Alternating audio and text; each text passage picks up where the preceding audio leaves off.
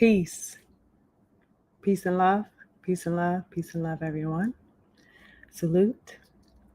Happy Friday. Well, happy Sunday. That tells you that my mind is kind of like going all over the place right now. I had a busy day. Happy Sunday, excuse me, to my beautiful people. I hope everybody is well. Salute. Salute to everyone. As I check to see my little settings here, I am getting an opportunity to kind of calm down a bit from a crazy weekend. But I am here to talk to the beautiful family. It looks like my settings are all good. Let me know if we are audible while I'm checking in to see who is in the building. Let me know if you guys could hear me okay as I check in with the good people. Yes, we have some family in the building. Wonderful to see you guys. Let me know if I'm audible. Am I clear? Can you guys hear me okay? Hopefully you can. Put some 9s in the chat if you guys can hear me. Yeah. I want to do that before I start. Before I go even further, I want to make sure you guys can hear me. Okay, I got a 9 in the chat. All right. Some people telling me I am good. Okay. So let's go to the top and do a salutation to the good family, as I like to do. My beautiful, beautiful, beautiful sister Cammie, my sister, my divine, beautiful sister Cameron Fields. Salute to you, beautiful sister. I see you in the building with your hearts and your 9s. You already know what time we on, baby. It's the 9 gang up in here. You already know what time we on, sis. We stepping, and we stepping heavy. All right. Salute to you, beautiful sis. Always lovely to see you. Thank you so much for pulling up on me. I really, really am happy and excited always to have you in the building. Okay. Salute to my lovely twin.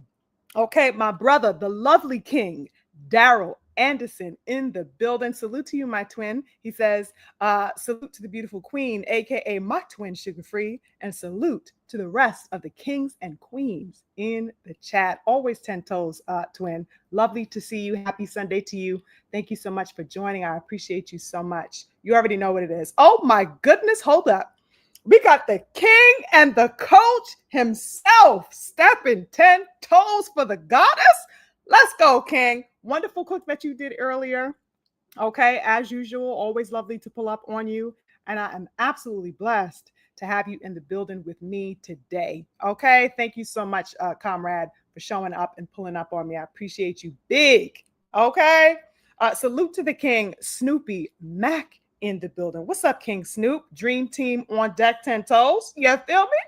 You know what time we on. Shout out to the King Cool Breeze in the building. Salute to you as well. Thank you so very much for joining. I really do appreciate you in the building. Okay. Oh my goodness, we got the King Mo. Salute to the King Mo. Thank you so much for joining. I appreciate you, King. Thank you. Thank you for coming. Blessings to have you in the building. Hold up, the King, as I call him. Okay. His name is King. I don't really need to say anything else after that. When I salute this man. You feel me, King? That's it. I just say King. I leave it there. I walk it away. Okay. And he says Queen and he leaves it right on the table. He don't say nothing else to me. Okay. That's my brother. That's how we do because we have that understanding. Powerful energy salutes powerful energy. So salute to the King Stephen in the building. Big blessings to you always, King. I see your 9 on deck as well. Oh, hold up. We got the good brother, Patrice.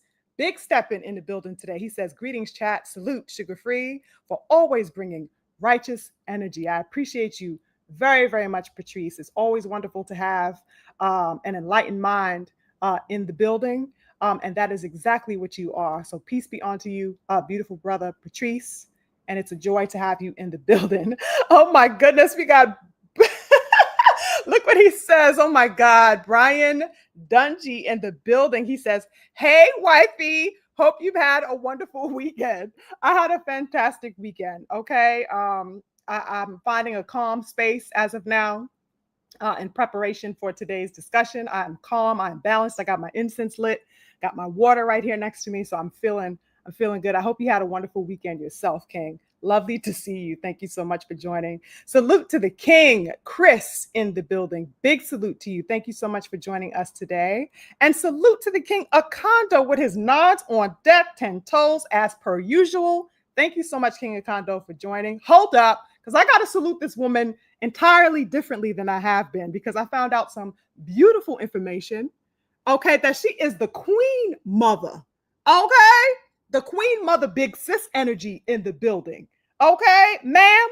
Okay, salute to my beautiful queen mother, Jaquila Fields. Salute to you, beautiful sis, my big sis. And I'm gonna adopt you as my mom. I don't know if I have your consent to do that, but I think I'm gonna bypass your consent and just love you up. Okay, I don't think you have a choice. I have decided to love up on you. Okay, Queen Mother Jaquila, after the news that I heard that you are the beautiful mother of Cameron Fields, my sister. So that makes you automatically my mom. So I have to take you in like that. So you don't have a choice, ma'am. Big love to you, to the Queen Mother Jaquila Fields. Thank you so much for joining, as always, with that beautiful, wonderful goddess energy that you bring everywhere that you go and in everything that you do. Okay. We got to salute the queens when they're in the building. Thank you so much for joining. I appreciate you. And we have somebody. Oh, Jose. Hey, Jose Diaz. Me and Jose was chatting it up a little bit about the video that I did regarding the astrological and cosmic energy of Leo, as we are in Leo season right now. And I appreciate you for watching that video, King. You know what I mean? Always wonderful to get the feedback from the brothers and sisters. Thank you so much for joining. I appreciate you.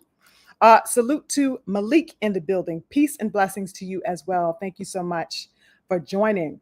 Now, you know, as we get some family coming in here, as you guys settle in, I think this was a very needed discussion for us to have surrounding this particular topic that we will get into, because I have been, you know, all across social media, as I'm sure that you guys have, you know, as of late, and even spanning the past couple of years, okay, and beyond that, I would say. So that I'm finding that on the brink of everything that we have been through, you know, the past 2 years, let's say during the high tension, high energy scandal that involved Devin Haney and the cheating of Ryan Garcia in their fight, all the way up until now, you know, on the brink of this Bud versus Canelo fight. I was really, what was crystallized for me in this time right now, was the perception that I am finding to be all too common among various Black content creators spaces, the content creators, of course, who create content around boxing.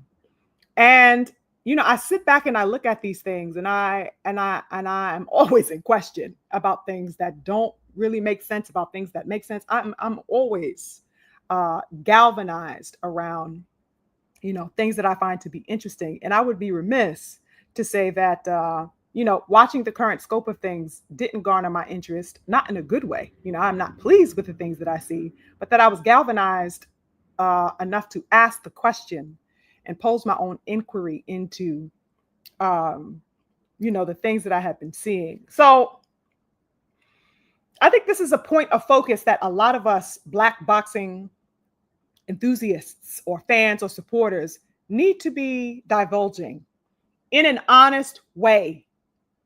In an honest way. We have to talk about these things, right? I think that a lot of the times it's made too easily a scapegoat, you know, excuse to say that, oh, okay, well, it's just boxing. You guys know I hate that term. And, you know, nothing is just anything. Okay. And I tend to always have a very politicized standing because I'm a very politicized person, and every human being, you know, especially that was brought up in this particular society and just throughout the world, worldwide, we'll talk, is and has been politicized because we have no choice but to be, you know, existing in the realm that we do, in the era that we do. Okay. And I think that it's imperative that we assume an honest position about that, and particularly as Black people. We have to be honest about that, and we cannot refrain from the aspect of our political views and our political standing. You know, to try to negate that or to try to circumvent the reality of that is juvenile, in my view. It's a, you know, it's a reality. It's not something that we can escape. That doesn't change just because we are boxing fans or baseball fans or football fans or, you know, people who go to see Beyonce. You go to a Beyonce show, you are you are being inculcated with political ideas as well. There is nowhere that you can turn in entertainment and not be politicized and not bring your own political views and backgrounds to the conversation and to the table. So that I feel like it's always a thing when Black people hone that in and say, no, I'm going to be aware and I'm going to have a consciousness about these things that I indulge in. I don't care if you label it entertainment or not. There is information being passed everywhere. And if you know me, as my good family does, you guys know that I always try to centralize this particular point of view in all of my discussions, whether I am talking boxing or science or astrology or love or whatever the hell it is, music, you know what I'm saying? Whatever interest that we are engaging in, I always try to put that somewhere along the lines because that is a part of our worldview. Okay. So that it's imperative that we not refrain or that we not cower from these types of conversations, you know, in fear of people saying, oh, well, you're being too political. I was just on my good brother, my comrade, Coach Hudson's page earlier, and he is very much like me. I feel like we are so similar in so many ways. You know, his views very much mirror and reflect a lot of my, you know, sentiments. And he was talking about that aspect as well. You know, and I'm assuming that because he mentioned something about, well, I don't want to get too deep or too political, or I don't want y'all, you know, feeling like I'm going above your head, is because I'm sure, you know, that he is quite often, you know, viewed as that by people who don't understand. But I celebrate this. I call him my comrade because, you know, we seem to be fighting for the same things. We are in the same lane. And it's important for us to take courage in whatever we are doing, whether we are talking boxing, whether we are talking about our people is always going to be at the center of our discussion and our, you know, interest and even concern and everything else. So, you know, he is a brother that, you know, also takes that view. It also has the understanding and the clarity about the political views, you know, that are being branded and being, you know, passed as messages via sports.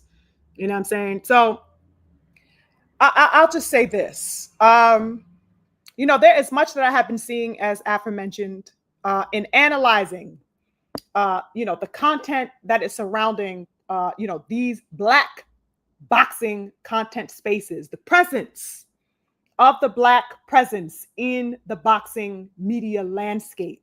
I have been engaging with that idea and looking at the roles that are being played within this particular dynamic right now in the social media age and its context, you know, and effects on this current era of boxing.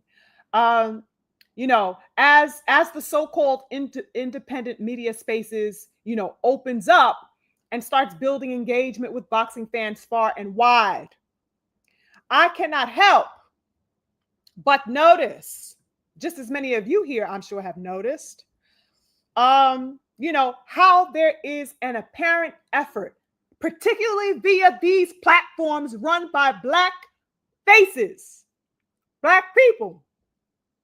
There is an apparent effort being made on these particular platforms to push derisive storylines that specifically and explicitly center upon elite Black fighters. This is not a new concept, you guys. How many times have I brushed over this topic? How many layers have we kind of, you know, peeled back over the course of our discussions together? It's something that I am surrounding around, or I would say it's something that I am hovering over consistently, because there are so many layers to this dynamic that need to be looked into and that need to be spoken about honestly as we are witnessing them in real time. Okay?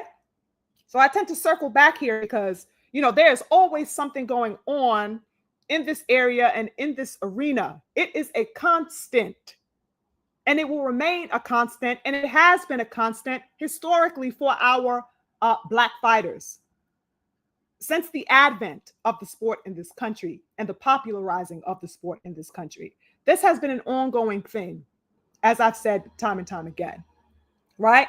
so that there is this specific and explicit centering upon Black fighters via these Black boxing content, outlets and avenues. This, of course, has been happening for quite some time, like I said, okay? I always like to point out that historical representation around the Black elite male in this sport, because it has always held a precarious position.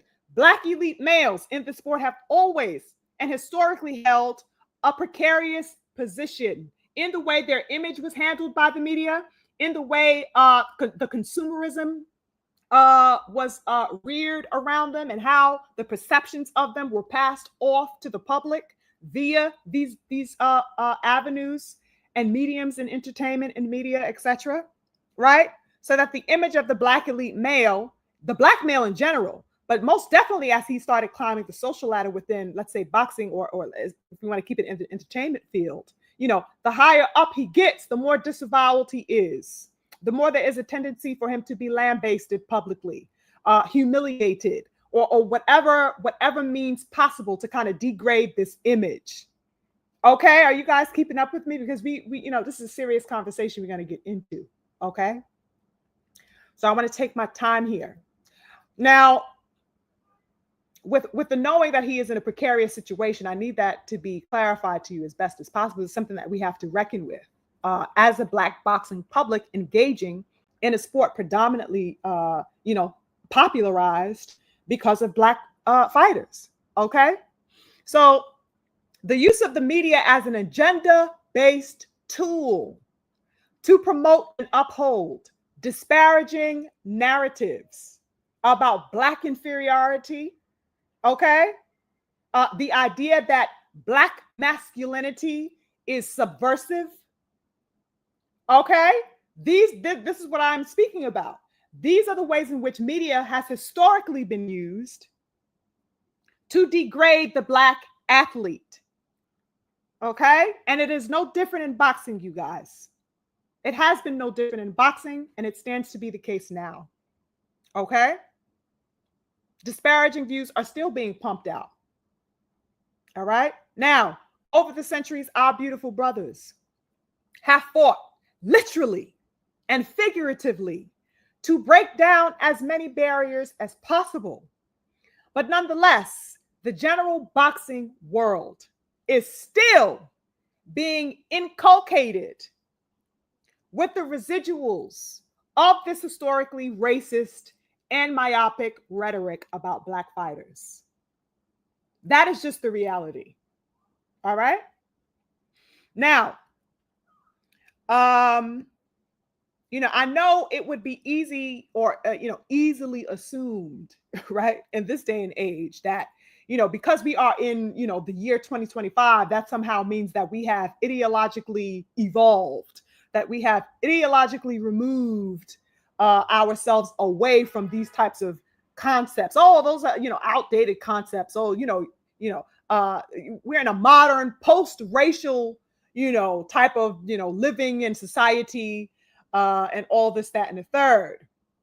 But the truth is that we have not moved away from that. No matter how, quote unquote, modern or quote unquote post-racial you believe society is, or that the society itself has declared itself to be. Okay. These same themes are very much present, okay, and very much the framework and the basis of a lot of the things that we believe to be truths even, okay? So what's of note to me in this era of boxing, beautiful family, let's say boxing coverage and the digestion of the boxing coverage within this era, given the fact that social media has arrived as a new medium, as a new way of us to consume this sport, to engage with this sport. What's of note to me is that, within this social media, access, I think that it allows for the opening up of dialogue in a new way, of course, as we know and as we have spoken about as well, particularly among the direct fan base. Social media allows for the opening up of new ways to discuss, new ways to engage, right? That is a direct that has direct contact with the fan base itself. Okay. And that's a great thing, right? Because fans can engage on all types of levels. We could even send a tweet or a DM to our favorite fighters, and who knows, we may get a reply back. That's how accessible it is, right? We have the space now in this era of social media as boxing fans to divulge our own perspectives, even, right, on a public level. So it goes beyond just how we engage with the fans, but that we now have a voice and a platform that we could express our own views. Okay, we can express our own insights. We can give our own perspectives about myriad things. Okay, our own takes directly. You know what I mean? So, divulging our own perspectives on a public level, we have the accessibility and the reach via social media that allows us to connect instantly with people of the same interests, right? Just like us here today. I call y'all my extended family. There are some people in here I feel very, very, very, very, very close to you and haven't met a day in my life, right? Maybe a phone call or a text message or a meet and greet can happen, at some particular time with us. You know what I'm saying? But for the most part, I know you because you share a same interest of mine that we happen to connect and collaborate on via a social media platform. And it's a beautiful way to connect. You know what I'm saying? So we have that available to us as boxing fans, which is great, right? So it allows us to connect instantly with people of the same, interests. So that when I think about boxing outlets that have been created by Black fight fans, just like you and me, right? When I think about these people who have built an audience over time, I wonder about the need. I wonder about the need to please a larger system and a larger function as these Black content boxing spaces continue to build upon their level of engagement, build upon their viewership. This is what is called to mind in seeing just the landscape as a whole. And it has me questioning the trajectory of the purpose that the Black boxing media space is serving. What is the goal? What's the goal? I am led to ask, what is the function and the goal of the Black boxing content creator in the current landscape of boxing? Okay? Because what I have been seeing from particular platforms that are Black run, I guess allegedly, right? As far as we know, Black operated, as far as we know. I'm seeing some very derisive messaging that is happening on these platforms and that are targeting all of these derisive types of undertones, specifically towards elite Black males. That is problematic for me. Okay? Now, I know that there is a guise under which some of these platforms, work under, right? There is the guise of their independence, right? That they are completely sovereign and totally, in the benefit of and working for the interest of their own enterprise. Okay? Salute to you, great Mike. I see you. Salute to the King Bonnie. I see you as well. The G McCall is in the building. Peace and love, people. Right? So that I know that that there is a guise that they are working under. Oh, I'm completely from my own enterprise. I am an independent, whatever. I just get on here and I just shed my, thoughts pretty much. I'm not being coerced or moved to the right or to the left by anyone else. That is the guise of these particular platforms that I am speaking of, right? That's not to say that everybody across the board has a guise, because there are, of course, people like myself and like the brothers and sisters whose channels that we respect, and know to be of note, that's the reality. But that there are other ones that have another aim and another undertone, and that's what I'm tapping into with this inquiry, right? So they have the guise of independence, but as reach grows, you guys, from these people that I have been observing, and as more ears begin tuning in to those particular platforms, how many of these people who run those platforms, how many of these people are willing to embrace the long history of the disavowing of the elite Black fighter for the sake of furthering or further gaining recognition and approval from the major media landscapes? That's a question that I have. You know what I'm saying? How many of them are willing to put down and completely ignore the reality of the history of the Black fighter in the sport? Completely and totally just dismiss all of the things that we know to be true and all of the things that are still standing and still affecting Black fighters. How many of them are willing to act absolutely, unaware of these types of things just so that they can get the approval from, major media platforms, basically non-Black platforms who, hold positions of authority in the sport? How many of them are willing to absolutely jettison any type of cultural connection or establishment just so that they can get a high five from a motherfucker in a suit, in layman terms? You know what I mean? Like, to make it plain. You know what I'm saying? I wonder about that because that seems to be very much at work to me. It's an interesting question. So that, I mentioned in our last discussion last week that there seems to be, let's see how I want to put it. There is a significance in the way that Black content creators are now choosing to go about divulging their views. Okay? The significance of Black content creators holds a paramount position in the support and in the generative interest as a whole for the sport of boxing. I mentioned that last week. There is a significance in the way Black content creators particularly hold a weight of significance that can push the sport forward. Okay? It's not simply just, oh, okay, well, we're getting on here. There's a reason why our takes are popular. There is a reason why, there is a level of engagement, with, channels run by Black figures. Because we move the needle in whatever it is that we do. I mentioned that in last week's discussion. I had touched upon a little bit of that. And here, I wanted to go into it a little bit further because it's a really poignant point to make. Okay? Black content creators hold a paramount position in the supporting and in the generative and sustained interest in the sport. That is a fact. Okay? So the highlighting of these fighters, how we deliver the news about these fighters, our opinions about these fighters, the discourse that we engage in about fights and potential fights, etc., all of that and how we deliver it makes a difference. It makes things interesting in this sport. Okay?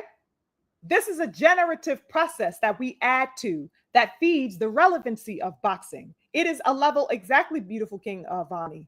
It's a level of authenticity that we bring. You know what I'm saying? It's a culture, it's a swag that we putting on this. You know what I'm saying? We're not just getting up here blandly talking about, with bland energy. Nah, you know what I'm saying? We talk about these fights with gusto, with fire. You know what I'm saying? It's just what we do. And so that it's going to catch on and it's going to move the needle as far as discourse. You come to, a boxing platform, more than likely you're going to, at least people not of our culture, at least somebody that they run into during the day for their boxing information is going to come for a Black platform. And that's whether we agree with that particular platform or like that particular platform or not. I'm talking about the energy of Black people. You come here and you're going to get a flavor and a feeling that you're just not going to be able to find anywhere else. That it just is what it is, right? So that I'm highlighting the position of this energy that we bring, and highlighting it as paramount because it is unique to us, and that's good because it's servicing our energy, our input, our thoughts and perspectives are feeding the sport. You know, we are building an interest in this sport, right? Not only that, but we have beautiful Black fighters with an entire legacy beaming within this sport that people the world over love and respect and admire. You know what I'm saying? So that our voice is a continuation of that. Black content creators. And that's a very powerful position. That's what I posit. You know, so how we talk about boxing, how we engage with boxing, how we promote boxing, all of that is feeding it, the relevancy and the legacy of the sport. How we do things is adding and contributing to that. Okay. Now, with that being said, there is a positive and negative dynamic to that, just as anything in life, right? It's how you use it. It's how you do it. Okay. Now, the swag and the input and the influence that we have as Black content creators, Black fans, and whatever it is Black that we are doing, Black fighters, all of that.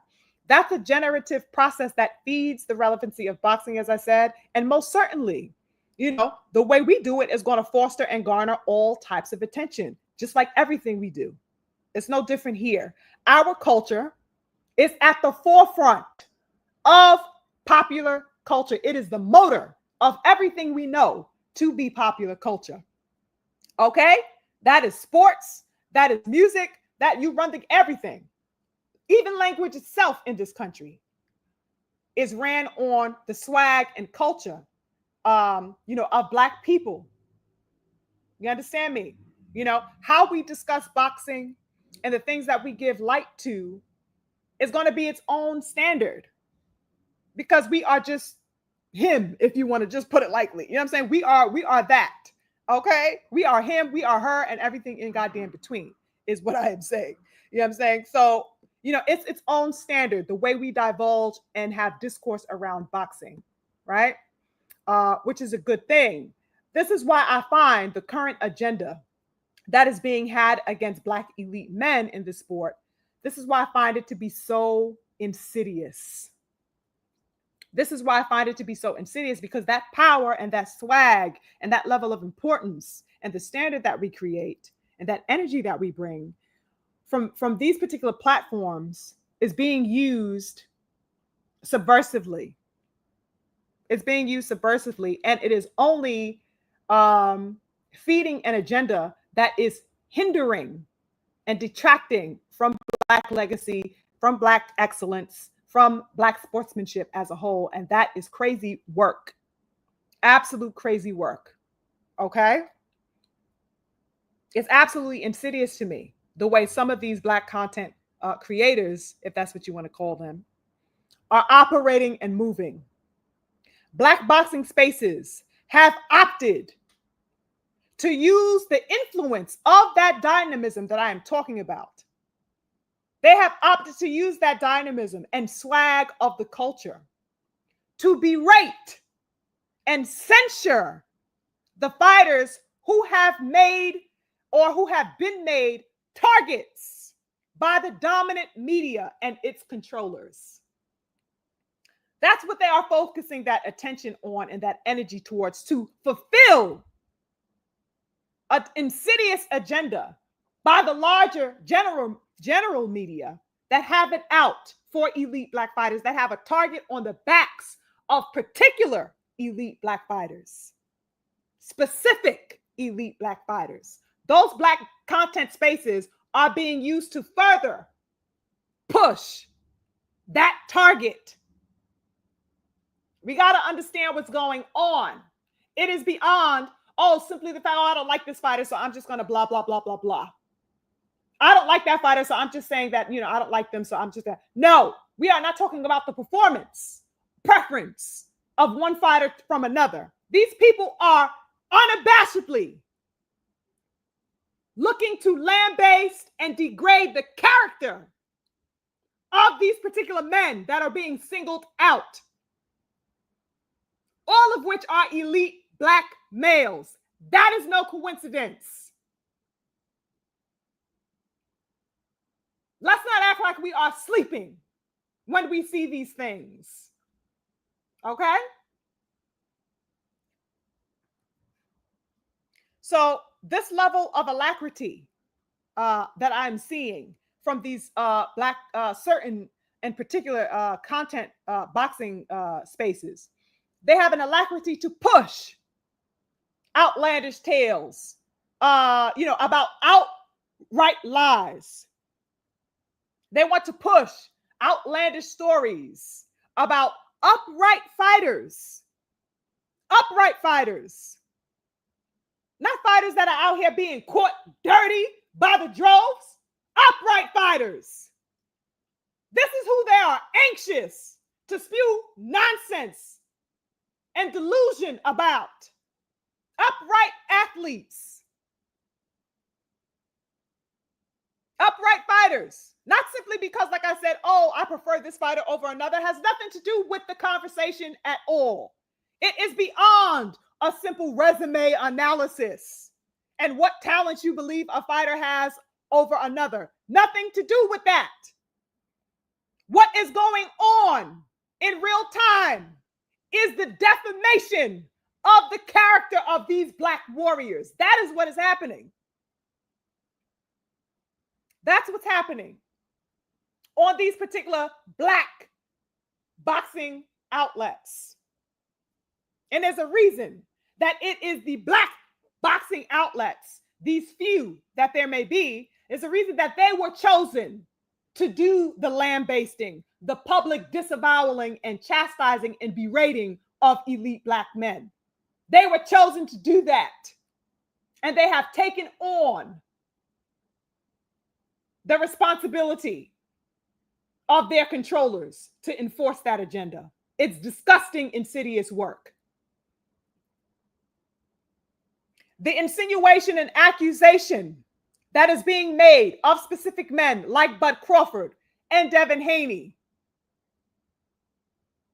the accusations of them being drug cheats, you guys, when neither of them have ever tested positive for any PED in their professional careers, ever. This is a sinister and deliberate assault on the integrity of their sportsmanship and athletic achievements. And it even goes beyond them singularly, because a target on them is a target on the elite black male. It is not personal. It is not simply, oh, well, we're going to just target him and move on, and that's it for me. No, it's a continuing history that is being prompted here. They represent a collective image of the elite black male that must at all costs be kept in control, that must at all costs be, held by the collar, if you will. There's always a need to make an example of this elite black image. It doesn't matter if it's in the body of Bud Crawford. It doesn't matter if it's in the body of Devin Haney. It doesn't matter if it's in the body of Muhammad Ali. It didn't matter if it was in the body of Jack Johnson, in the body of Coco Kid, or whoever else. It's a continuing history.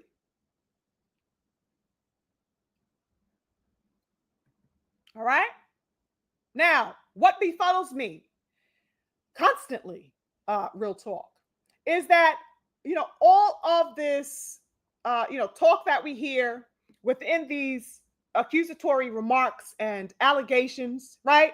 Accusations going around, having nothing at all to do with the upholding of integrity within the sport of boxing. All of this talk has nothing to do with that, y'all. It is not like these people are out here disavowing, and trying to, put the pressure on drug cheats so that we could abolish forever the aspect and the idea of drug cheating in the sport. That's not why this is going on, because people are just, so, fired up about the cleanliness of the sport.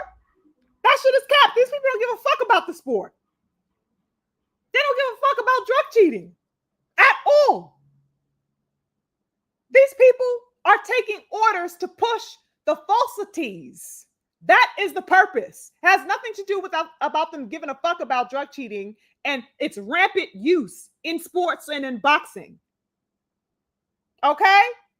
This is exactly why Eddie Reynoso has yet to be publicly chastised. Still. How many weeks, months, and days removed are we from hearing the news of a 7th or 8th person from his stable popping dirty? And we have not heard anybody tap that man so much on the wrist, let alone chastise him and reprimand him. These people don't give a fuck about no goddamn drug cheating. Otherwise, they'd be on his helmet. They wouldn't let up on that pressure. That same pressure that they're trying to throw at Bud. The same pressure that they've been insinuating and accusing Devin Haney of doing via cheating. They wouldn't be looking twice at Devin or Bud. They have a foot on the neck of Reynoso and all the chumps in his camp. So it has nothing to do with the guise of, oh, I care about drug cheating. Let's get the drug cheat, y'all. No, let's make a video a day about drug cheating. If you cared so much about drug cheating, is that why, I came across my beautiful King Champ side on his page last week, had mentioned that one of these prominent Black boxing creators whose page I've never visited and refused to ever go there, but that he had shared and disclosed the fact that this person, this Black chump who calls himself a boxing creator, wished death, wished the demise of Bill Haney. Can you guys believe this? I was absolutely astounded. You tell me what that has to do with drug cheating. So it has nothing to do with a level of integrity. All of this is, a level of personal attack and disdain coupled with the pat on the head that you are getting from the people waving a fucking carrot in front of you, whose vision you are paid and coerced into upholding. Crazy thing is that they like to go around people's pages talking about, oh, you're being paid by Bill Haney, whether you met the goddamn man or not, whether you have any affiliation with him or not. They're quick to point a finger and project onto you what is most likely happening on their behalf. These people are likely being paid off and coerced into pushing the constant agenda against these particular Black elite males. You're going around wishing death? What is this? How the fuck is that serving? Which is why I asked the question in the title of this discussion. What purpose is the Black boxing content space and the so-called media? What goal are they serving?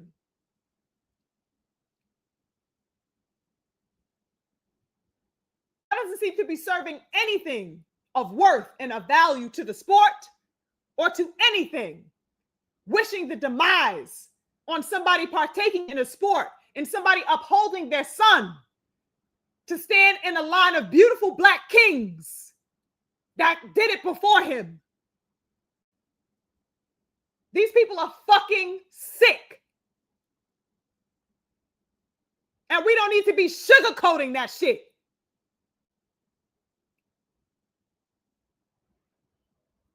We do not need to be sugarcoating the nonsense.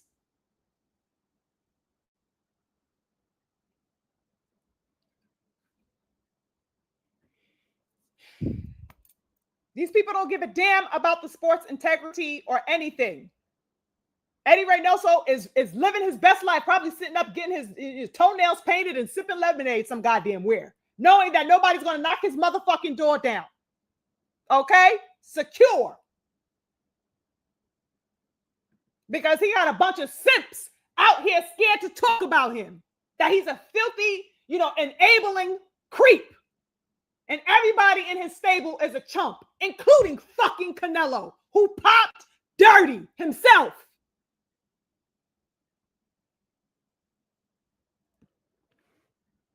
We're not going to sugarcoat a motherfucking thing today.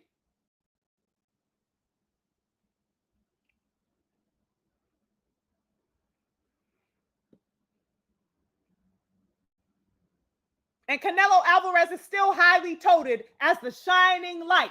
Hold the face of boxing, despite the fact that he is a proven drug cheat. Proven.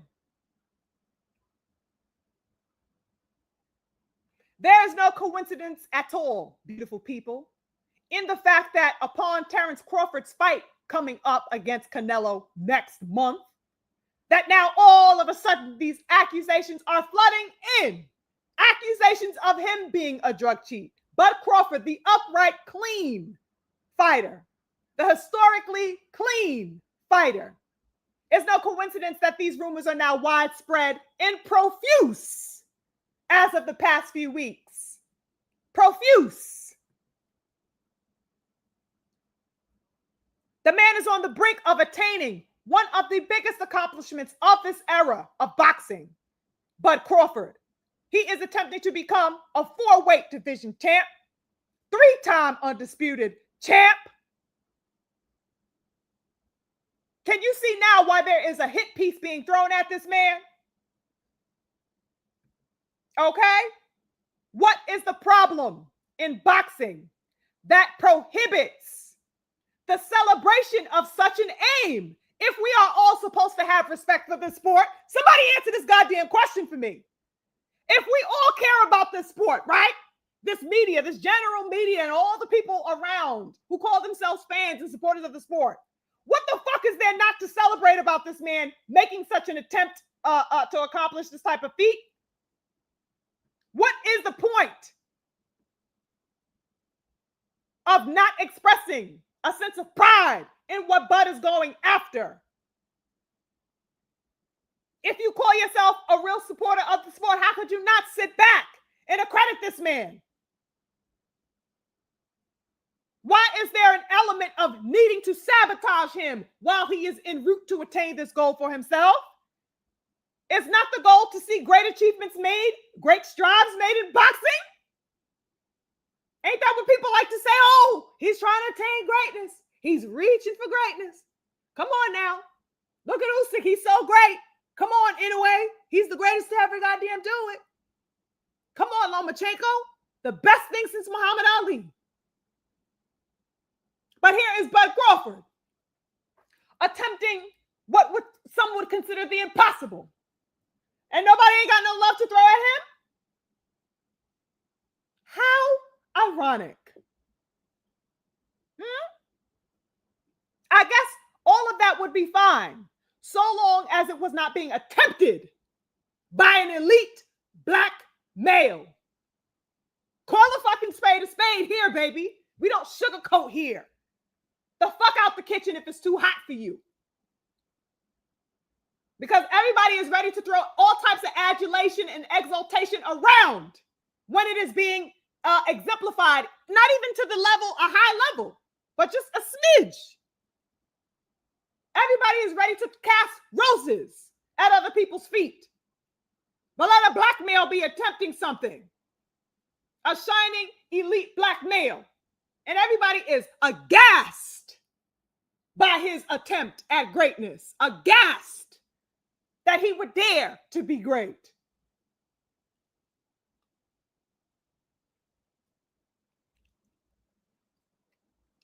How many times did we hear the term, he's attempting greatness? When Canelo went up to 75, oh, he's so great. Go on, Canelo. Go. Go, Canelo. Go. You can do it. Go on and achieve the unthinkable now. All right? You're the greatest of this era because you dared to be great. How many times we heard that? Never mind the history of this man's drug cheating. Never mind that. We're going to just slide that completely out of view, completely out of the conversation. You wouldn't even know it happened if you didn't know it happened. Go on and be great, Canelo. He dared to be great. Come on, Cinnamon. Go forth with your shining red hair like a flame in a fire. You know what I mean?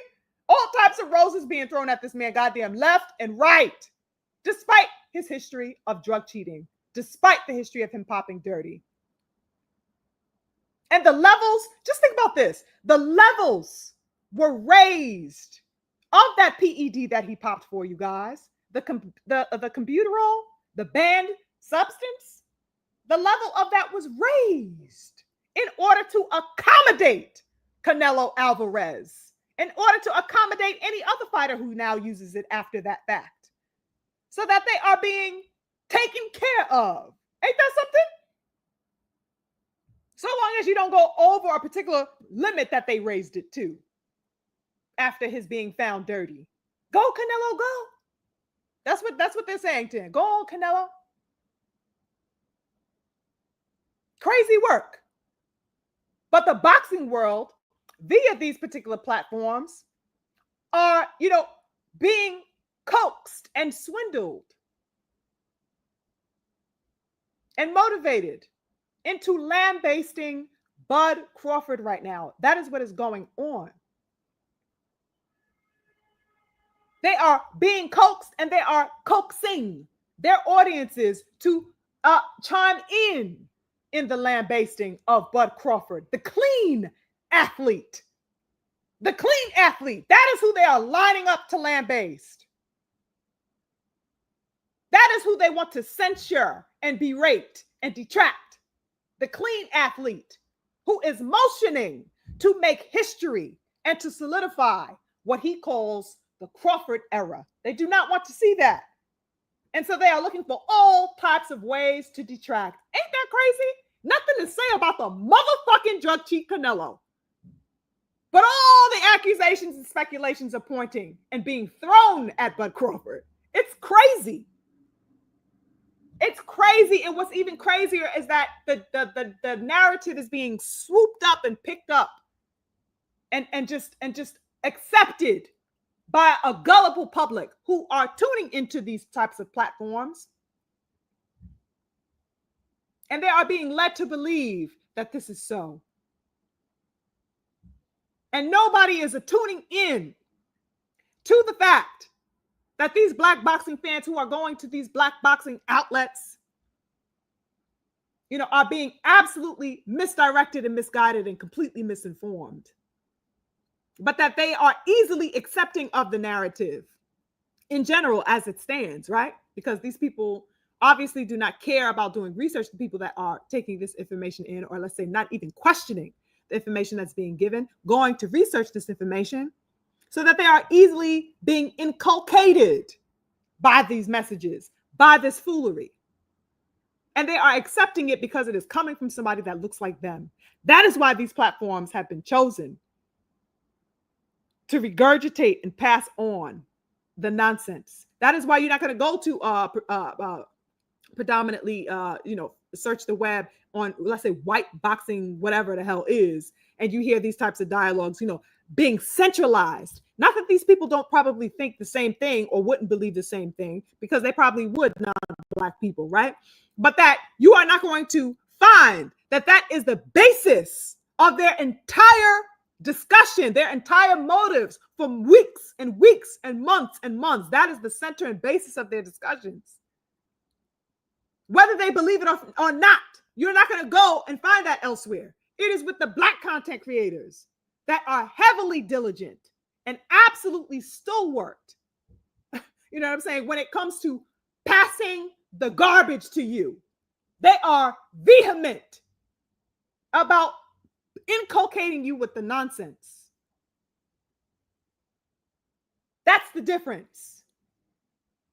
Is that to the boxing world, it is going to be more readily consumed to black boxing fans when it is being given to them by platforms that they feel they can trust or relate deeper to, because they are coming from people who are promoting themselves also to be black boxing fans. It's very insidious, okay? It's the vehemence and the diligence of these black content creators that is furthering and popularizing the already obtrusive cadres, okay? That's already pushing further all of those historical frameworks that are geared and have always been geared against black masculine representation in this sport. And there are, unfortunately, fighters who are also willing to join in on that particular circus.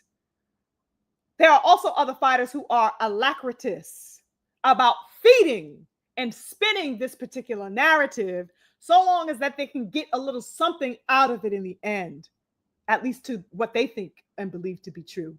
So long as they can get some type of little gain, some type of little opportunity from it, they are willing to join in that particular circus.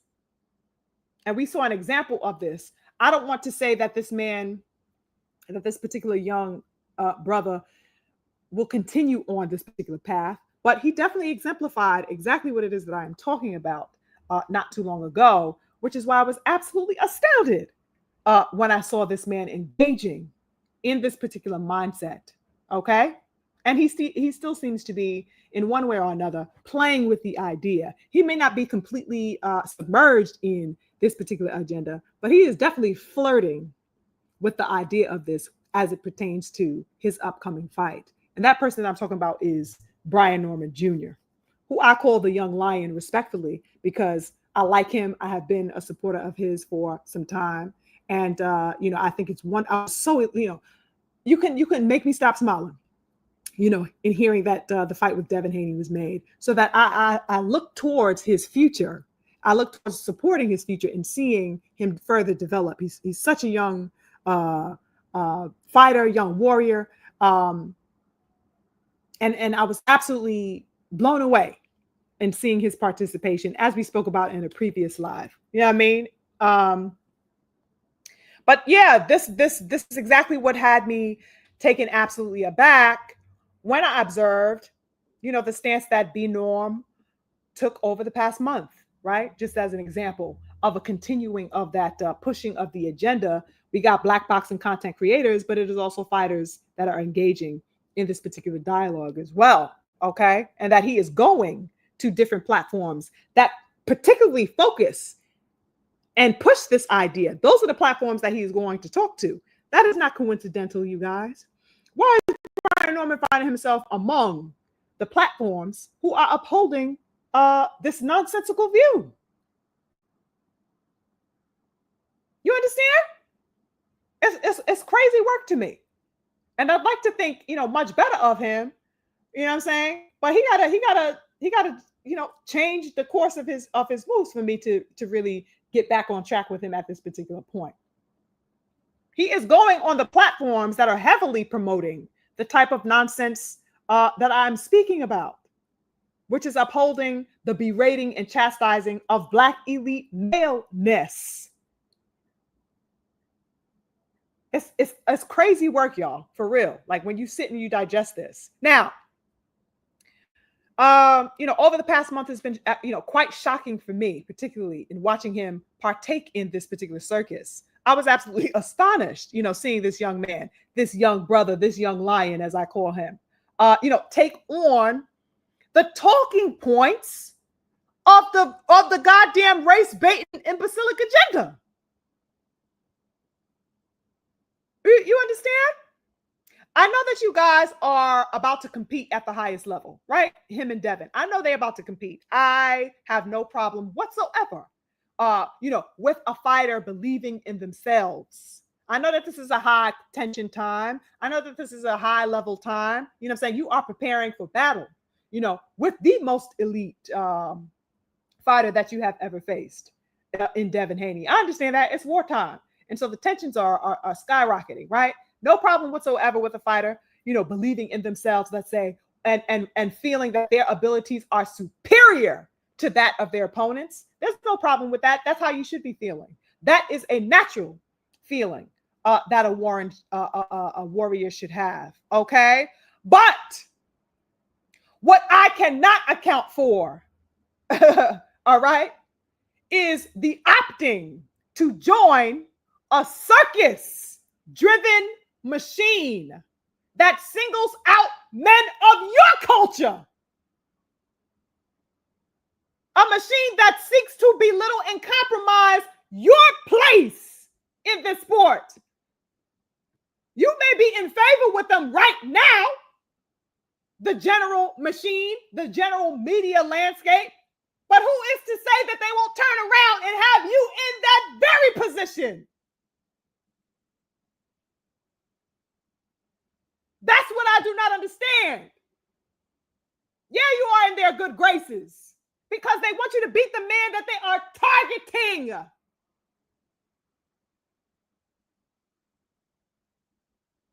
I don't understand what's so hard to, grasp about that.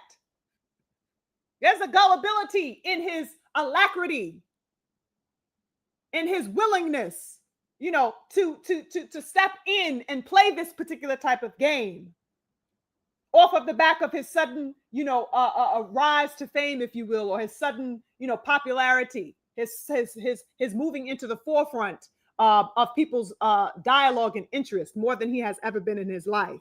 This is what is egging him on, this sudden level of recognition that he is receiving. But he is joining a circus that is only focused on disavowing and compromising in whatever type of way the Black elite figure. Now, whether people want to acknowledge this or not does not diminish the reality of this aspect of this presence. Brian Norman kowtowing on these media platforms, such as the Porterway podcast that I did a commentary about, okay? That was his public consent. Getting on these platforms, you guys, whether it was Porterway podcast or these other black boxing, outlets pushing this nonsense, that is him giving his public consent via him partaking in these interviews and going on these platforms. That is him giving his consent to be a part of the perpetuation of that narrative. He may think it's cute. He may just be absolutely unaware and may think, well, I'm fighting this guy, so I'm not going to say, I'm going to not, write this man love letters. I'm going to fight him. We're enemies. He may just be thinking about it from that perspective. He may absolutely be, uneducated about the larger constructs that are at work. He may be absolutely uneducated about these types of things. That is what I am assuming. But that he is still not removed from deciding to partake in this charade. He is choosing to be a part of this charade. Okay? The charade being the perpetuation of the disavowing and berating and degrading of elite Black warriorship in boxing. And since he went on that, let's say, Porterway podcast, you can't get this man away from a goddamn camera. Real talk. Okay? The man is on a worldwide talking tour, as I'm sure many of you have, may seen. Each day, this man is coming out with a new interview. Okay? Every day there's a new interview with Brian Norman. It's like, damn, you hustling. I feel you. I respect it. You know what I'm saying? But, every interview is him complaining about Devin. Every interview is him making wild claims about Devin. Every interview is him, saying something. It's like non-stop. I get that you want to promote, but goddamn, you know what I'm saying? Talk about, yourself. That man must have had a hell of a rest on his goddamn vacation. He must have rested his ass off because this man ain't slept in days. He's doing so many damn interviews. This man got energy for days and days. He must have had a hell of a goddamn vacation. Every time I turn around, here go Brian with another goddamn interview. And even Devin poked fun at that on Twitter. Like, damn, he got a new interview every day, right? It's wild. So some of the things that I have been coming across on social media have been wild work, you guys, with Brian Norman particularly. This young man seems to be obsessed right now with the idea that, this is his belief. This is what I believe is in his mind. And this is what I am picking up. He seems to be obsessed with this notion that Devin Haney is flexing on him. He thinks that Devin Haney is trying to flex on him. Like there is something that Devin Haney is trying to do to, diminish who he is. Okay? That's where his mind is. This is the type of things that he is talking about on these interviews. Every other interview is mirroring and hovering over this idea that Devin Haney is trying to flex on him. And it is an idea that he has been pushing out so profusely that now, all of the, spectators who are now calling themselves fans of him, are taking on this jargon and running with it like a motherfucker, y'all. Okay. Now, in one interview, I'm not sure if you guys saw this particular interview, but I came across a clip on Twitter. Norman was asked by the interviewer, a question, and the question was basically mirroring these types of sentiments about Devin Haney trying to, I guess, assume a level of, or show a level of bravado or something like that, right? So he asks Norman, this is what he says, the interviewer, quote, "So you've got an upcoming fight with Devin Haney. It seems like every time I look online, man is trying to little boy you. Like, you ain't got the belts. What's his problem, man?" Now, before I get into what Brian Norman answered, what the fuck does he mean every time Devin Haney is online, he's trying to little boy you? Devin Haney is quiet as a goddamn church mouse. Devin Haney is in camp with his head down, training. You ain't seen Devin Haney since the goddamn the altercation with the bodyguard. Devin Haney ain't been no goddamn where to be found. That man is focused on you. All right? He's not hopping from podcast to goddamn podcast, doing interviews and going on a worldwide motherfucking speaking tour. That man is in the gym preparing to get you, to cut you into pieces. That's what he's doing.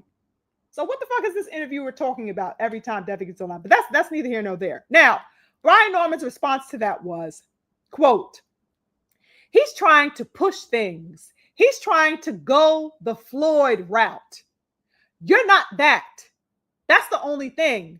Floyd, he put his time in. He put his work in. He did a whole lot of things. And not just that, if you go back earlier into Floyd's career, he was catching bodies. You feel me? If you look at how tough Devin Haney talks, you think he was putting people to sleep. I swear you think that, but he's not. Unless you're at home watching the fight. That's the only way you're going to sleep." End quote. That was Brian Norman talking his shit, right? Now, then Brian goes further and he begins to elaborate on this concept that he has of Devin trying to sun him, right? He's trying to sun him. This is the idea of him elaborating on that notion. He says, quote, "Even with the little boy stuff, he's trying to make it seem like he's the reason this whole fight happened. Like he gave us the opportunity." And then he points to his belt at a particular point, and then he says, "But this right here, this is all me." End quote. Right? So he's saying, well, I'm the champion, so don't make it seem like you are the one that, was the one that allowed for this fight to materialize. It was not having to do anything with Devin Haney. That's his assumption, right? But let me try to break this down. Firstly, the Floyd thing. This is my overview of it. Why is he saying that Devin is trying to take the Floyd route? How? What is Devin doing that you're trying to take? First of all, who wouldn't want to take Floyd's route? Who wouldn't want to walk in the line of greatness? Is Floyd not one of the best ever to do it? Is that not TBE? Hello. Any young warrior would be remiss and absolutely foolish and juvenile to not look at Floyd at any particular stage of their development and want to assume, a level of swag and accreditation that Floyd has garnered for himself.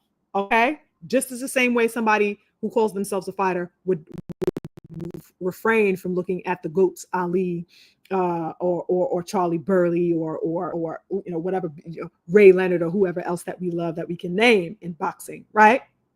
What the fuck is he doing? He's trying to go the Floyd route. What's the problem with that? If he was, right? But I don't see what is he calling to that Devin did that is making him bring this out. Well, I just don't understand the logic. Like, what was the point in saying he's trying to go the Floyd route? Aren't you? Young warrior? Like, what the fuck? What the fuck does that mean? I didn't get that. Then he says, he started inferring that since Devin Haney isn't knocking people out, after he's speaking about Floyd, right? Oh, well, Floyd, if you look early in Floyd's career, he was catching bodies. Devin ain't like that. He's talking tough. Like he's like that.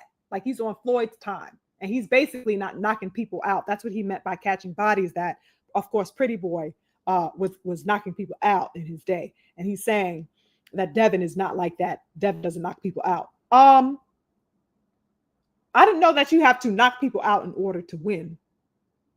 You understand? In fact, Pretty Boy wasn't nearly as successful as Money Mayweather was. And the Money Mayweather knocked nobody out. And that happened to be the biggest and most prominent time of his career, was the Money Mayweather era, where he was not knocking motherfuckers out, but was the highest pay-per-view selling star and one of the highest achieving stars in all of sports that expands beyond boxing. I mean, all of sports. He did that in Money May stage, where there was no knockouts. So what the fuck are you talking about? You know what I mean? Very, very strange. So that he is inferring that, oh, Devin Haney doesn't get knockouts, so he is not him. It's crazy work. Absolutely crazy work. You knocked the nigga out beautifully. And motherfuckers are just getting to know you pretty much, not only because of your knockout that happened to get a little bit of buzz, but a lot of your buzz is being generated because Devin wants to fight you. And everybody wants to see that fight, right? Because you prove that you are, stepping with some power and some heat and some passion. And people want to see if you've been able to do that on an proven elite, athletic, high achieving warrior who is Devin Haney. So the logic is weird. So he just seems to be picking and wanting to, have something to mull over concerning Devin Haney. Okay. Devin Haney is he talks tough because he believes he can beat you, just like he believes he was going to beat every other fighter that he faced, that he did wind up beating.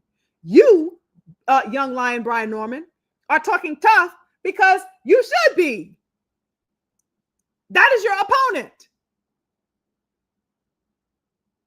He should be talking tough about you because he feels he has what it takes to dismantle you, to behead you. That's why he's talking tough. And you should be talking tough as you are across fucking platform, from platform to goddamn platform, because you feel the same, right? What's the problem? And Devin is also talking tough because he has proven that he is like that already. Youngest undisputed champion in boxing history. Okay? He is talking tough because he has so far proven that. And he seeks to continue to prove that for his legacy. So, it's just weird there that I found to be laughable. You know what I'm saying? That he is looking for ways to, be tit for tat as far as Devin is concerned, And as far as the aspect of him thinking that Devin Haney had nothing to do with this fight, somehow that he's the champion, that's how this fight got made because he has a belt. Devin absolutely made this fight, sir. I don't know what the problem is in accepting this mentally. I understand that there is a such thing as ego, you know what I'm saying, with when you, warriors and stuff like that, with the male ego and stuff like that. I get that. But reality is the reality, my dude. You know what I mean? Devin Haney is absolutely, a primary contributor in the materialization of this fight. He is the one that put you on his hit list. He brought that hit list after the other 4 people above your name on the hit list, which was number 5. When all the other motherfuckers scattered and ducked him, he said, okay, who is next on the list? You were next on the list. He took that name to Turkey, and he motioned for Turkey to invest in this fight. Okay? So that if he did not go to Turkey, if he did not show interest in fighting you, there would have not been a fight with you. Do you think you would have propositioned him to fight? Do you have the connection to Turk to get that fight made? No, it is Devin with that type of establishment. I don't know what there is to be egotistical about. I think you should I just find it strange that he is not, focusing on the fact that this fight is made. You understand? I just find that to be very, very weird. Devin Haney motioned for Turkey to invest in this fight. Turkey, set up the parameters, and everything that happened there is what happened there. You know what I'm saying? But that Devin Haney had a, it goes without saying. I think it's even silly to even talk about, because it's a deluded mentality that he would assume that Devin Haney had no responsibility in making this fight happen. Okay? I think that he should be glad to know that Turkey is now a party and an investor that he now has contact with because of Devin Haney's interest in you. You understand? That's a wonderful connection to establish with Turkey Al-Sheikh. This man is single-handedly taking the sport, into a whole new direction. He is single-handedly investing and funding and pushing the sport forward. And making all types of lucrative financial, business exchanges with fighters. You should be happy to now have that contact. Where did you have that contact prior to the Devin Haney fight, Mr. Brian Norman Jr.? You did not have it. You have it because of Devin's connection that allowed that to happen. And now you now have it because you guys are both going to go and have a beautiful battle together. You understand? I don't know what the point is to have an ego. Just relish in the moment. You know what I'm saying? Relish in the moment. The opportunity is in your lap. Utilize it and show and prove the way you said you are going to, and the way that, people are waiting in anticipation to see if you can do. That's a wonderful connection to have. The ego is just, weird. He doesn't want to feel as if, Devin Haney presented him anything. Oh, you didn't give us an opportunity. You didn't do that. It's like, how else the fuck do you think you got on this, how the fuck do you think you headlining with me? The delusion is wild. Anyway, now, as far as him being a champ at 47, yes, young lion Brian Norman, yes, you are the champion at 147. Nobody can ever negate that. Nobody can ever not put respect on your name as a champion. I would never think to do that. You have my respect because of that, okay? This is precisely why Devin Haney is gunning for you, bro. It's not because you are riff-raff. It's because you got a strap that Devin wants. Yes. Okay? But, you're diverting from the fact that the young King Dev is the one that is bringing a level of traction to this fight that you have never previously engaged with in your career. That's not saying that you are conceding by acknowledging that. It's just reality. It's absolute reality. I think he is taking it wrong. I think that it has less to do with ego than it does, reality and certainty. It is true that Devin Haney is presenting an opportunity to fight you. And yes, you have a belt that is going to allow for an opportunity for him to become champion if he defeats you. So that I understand the level of equipoise you are trying to bring here. But you cannot, for the life of you, ever try to assert, that you are coming in with more notability than Devin Haney. It's just not reality, bro. I don't know who the fuck is being dishonest with you. I don't know what type of, I understand your level of confidence. You know what I'm saying? I understand where he's coming from. He is a champ. He should be proud of that. But there is levels, a different level that's being brought to this exchange and to this bout because of what Devin Haney is and his credibility as a fighter and all the things that he has proven. Okay, that's nothing to be delusional about or upset about or embarrassed about. You know what I mean? You on the biggest stage of your life, bro. You know what I mean? That's just how I looked at it. Now, in another interview that I saw with Brian Norman, speaking about and playing on this energy with Devin Haney that I thought was interesting, was that he was seen in an interview, speaking about how he and Devin Haney shared some similarities in how they came up in boxing. And he pointed out that they both came up, fighting in Mexico at a particular, in stages of their development. He said, we both came up fighting and hustling. Then boom, he did his thing and he became a champion. Believe it or not, I used to salute him a whole lot and just, pay him a whole bunch of respect because of the similarities. But then he felt like he was that dude. Oh, I got diamonds. I got this. I got the world at my feet. But who are you? That's the whole thing. He forgot who he was as a person.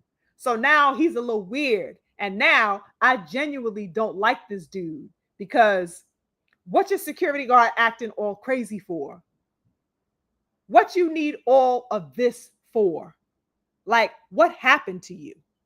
That's a quote from Brian Norman in another interview that I came across. So now he is saying that Devin Haney, upon having humble beginnings similar to his own, happened to become a champion. And off of the back of him becoming a champion and accredited and getting money, now he's suddenly, turned into this type of, egotistical, ostentatious, freak who likes to flash money and wear chains, and he has the world at his feet. Who the fuck is he talking about? Is he talking about Devin or is he talking about somebody else? Who is this ostentatious, money crazed, egotistical person that he is referencing? What is this young man talking about, y'all, when he is describing Devin? First of all, why is he pocket watching? I just have to ask that question. I find that to be a bit odd if I'm going to be honest. Why are you pocket watching what, he got money, he got this, he got the chains, and so what? What young successful king, isn't going to, have things to speak for his success? Secondly, does this man think that Devin Haney got bread for the first time in his life only after he became a champion? Is that what he thinks? I don't know if this man has no idea of who Bill Haney is. Okay? Devin Haney didn't grow up anything close to broke. In fact, you guys are familiar with all the jokes that are made about Devin Haney. Oh, you got the silver spoon kid. Yeah, he's the silver spoon kid. Oh, you heard Regis when they was fighting. I grew up in the hood. He don't know nothing about having to get it out the mud. He had it easy, right? So that there are ongoing jokes about the upbringing of Devin Haney because he had a successful, a comfortable life that was off of the work of Bill Haney, who had changed his life around and got into business and found a great level of success with what he was doing prior to his entrance into boxing. Okay, so that Devin Haney never grew up broke. What is he talking about? Oh, he became a champion, he got bread, and then he changed. He just changed.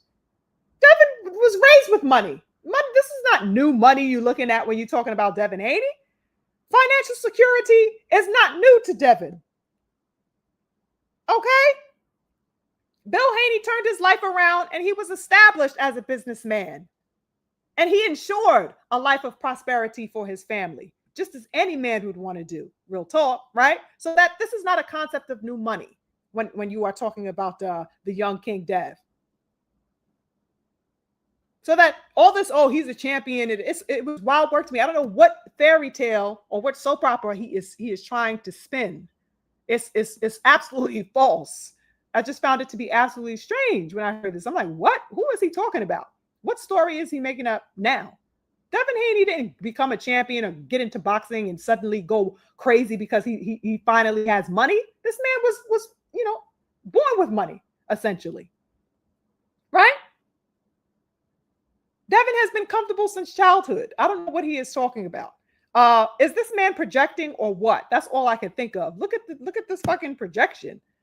I couldn't help but think that. That may be your story, bruh. But it damn sure as hell ain't Devin's. What is this man talking about? The fuck? This man is going on national speaking tours, y'all, nonstop.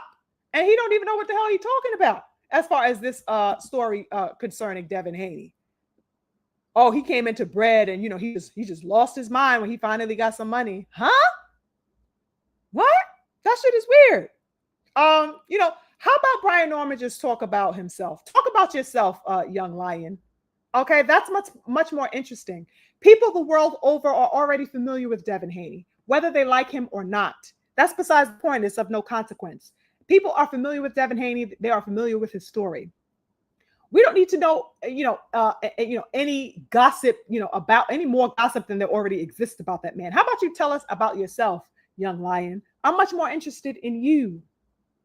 Okay, I wish he would, divulge more about his own aspect. Don't just spend a minute or two or three, really, you are who we are getting to know. You are who just came on the scene 5 minutes ago. We don't know nothing about you. You know what I'm saying? Generally speaking, the people who have just been introduced to you, they don't know about you. How about you spend more time talking about yourself? Okay, that's what I thought. I know that you are in war mode, as I said earlier. You are gaining a lot of attention right now, right? And all of that. But, I think that he should just be betting on himself. I think that should be what the public dialogue is surrounded around. Him betting on himself. Yes, I'm made like this. Yes, this is my introduction to the world. Thank you for all the new supporters and stuff like that. I'm going to show you why, I'm a king. I'm the number one dude at 147. You know what I mean? Center it back to you. All of the focus being put on Devin is quite, I don't know, unattractive in a way. You know what I'm saying? It's almost like people are tuning in to see Brian Norman talk because they want to see what he is going to say about Devin. Do you understand? And so that he is participating in his own, being pushed into the shadows. So that you are saying that Devin Haney ain't like that. Devin Haney ain't the man. Devin Haney ain't shit. Devin Haney ain't credible. But that's all the fuck you can talk about. Right? You gotta look, I'm just looking at it in that way. It's weird. Like, you are being lost in a shadow that you are saying that you don't deserve to be in. I don't deserve to be in nobody's shadow because I'm the champion. I'm the one. I'm him. But you are putting yourself at the mercy of Devin Haney's reputation by constantly being eager to disavow him. You think it's working in your favor, but people are really lining up to see what you are saying about him, not what you are saying about you. Does that make sense? I don't think he's privy to that. Okay. And the aspect of him being, caught up in Devin's bank account and what jewelry he's wearing is of no consequence. Why are you talking about that? What are you going to tell us about yourself? How are you going to explicate to us how you are set apart athletically, as far as ability and everything from Devin Haney? How are you better? How are you a cloth of your own material? You know what I'm saying? What are you going to do to stand apart athletically when that bell rings? That's what he should be focusing his conversations on. But it's just a worldwide tour of, let's see what soundbite we can get of him talking about Devin Haney and saying something outlandish or disparaging or, not in a favorable light. That is what people are signing up for. The banter, the gossip. And that shit is chatty patty energy to me. That is not warriorship to me. Now, if you're telling us about, the ways in which you intend to go beyond after you defeat Devin, you know what I'm saying? You're saying stuff like that. What are the things that you want to accomplish? Who were some of your favorite fighters growing up? If you could make yourself in the image of a perfect fighter, what fighter style can you prove? This is the jargon. This is the parlance of a warrior. You know what I'm saying? That's warriorship there. You gossiping about Devin and his chains and I don't give a, that's chatty patty shit. I'm not checking for that goddamn man's bank account. I don't give a damn. I'm not spending Devin's bank account with him. I'm not spending any of these young athletes' bank account with them. You know what I'm saying? Talk to me nice. Okay? How you talk to me nice is talking that talk. You know what I mean? I want to see what you're going to do. I want to see how you step in. I want to see what you intend to do in that ring, on that battlefield. That's how you talk to me nice. Why are you, the gossip is crazy to me. The gossip is crazy to me. That's how I see things. You know what I'm saying? Why should the boxing public believe in and invest in the young lion, Brian Norman's potential as a fighter? That's much more interesting a subject of discourse for him to be engaging with on these platforms. But like I said, since he seems to be primarily going on, anti, elite black fighters like Devin Haney and Bud Crawford, he's going on these types of platforms. Therefore, all of the language and the dialogue is going to be centered around things that are anti this particular fighter, that they have an agenda to fulfill against, if you understand what I'm saying. Okay? since much of the general boxing public is just now becoming acquainted with the young lion Brian as a fighter, he should be building a rapport and ensuring his newfound fans, that he is a cut above the rest. That's where his focus should be geared toward. The chatty patty energy, I don't get with that. You know what I'm saying? In reality, like I said earlier, he's doing all of this. Meanwhile, Devin Haney is nowhere to goddamn be found except in his cave working. Devin is nowhere to be found giving goddamn incessant interviews about Brian Norman's bank account or about what he wore today or where he went to vacation at. You can't find Devin nowhere talking about that shit because he don't give a fuck. And that's how it should be when you are preparing for battle. He is nowhere giving interviews. Devin Haney, for the times that he is on record, let's say after the interaction with the bodyguard and stuff like that, when he was on camera, all you could hear Devin saying of Norman is that he is a good fighter and that he has proven himself and that he's a champion and he's proven himself at least among the competition that he has faced so far. Brian Norman has proven himself among the level of competition that he has faced up until this point, but that he has never faced anybody like him. That is what you hear Devin Haney saying. That's war talk. Yeah, you a champion. You prove yourself. You know what I'm saying? All of those dudes that you face, you got them out of there. You know what I'm saying? For the most part. But they ain't me. That's what you hear Devin on record saying in his interviews. Devin Haney is adamant about becoming champion in his third weight class. He is adamant about proving once again that he is miles and miles ahead of the game. And he is adamant about going through you in order to attain that. That's a different level of language and dialogue that's being had. Okay? That's war talk. As a fighter, me affirming and acclaiming that I'm going to beat your motherfucking ass is what I'm supposed to do. That's not gossip. That is how I am always going to be talking when I am ready for war. I'm not out here gossiping. What I am doing is making a declaration that this foot is going to be all the way up your motherfucking ass when we are in that ring. You understand? You going to podcast and being mad that I'm icy, that I'm blinging out, up in here. That chatty patty behavior has nothing to do with nothing. Who the fuck cares? That's my motherfucking money. I wear it how I want. I spend it how I want. What the fuck do you plan to do when you get in front of me? That's what you should be worried about and thinking about, not what chain I'm wearing today. Why are you in another goddamn man's pocket? It's chatty patty behavior that I have been seeing from the young lion Brian Norman. You know what I'm saying? As of late, of him, seeing the little clips of him interview hopping and podcast hopping. You know what I'm saying? Focus on getting that job done on November 22nd, young king, because I'm looking forward to you showing up as your best self. I'm looking forward to seeing a beautiful fight between you and the young king Devin Haney. Okay? I don't care about your thoughts on his chain or on his goddamn Bugatti. Okay? Have nothing to do with what I'm interested in. Get back to that war talk. Talk to me nice. Talk to me like how I like to be spoken to as a boxing fan. All right?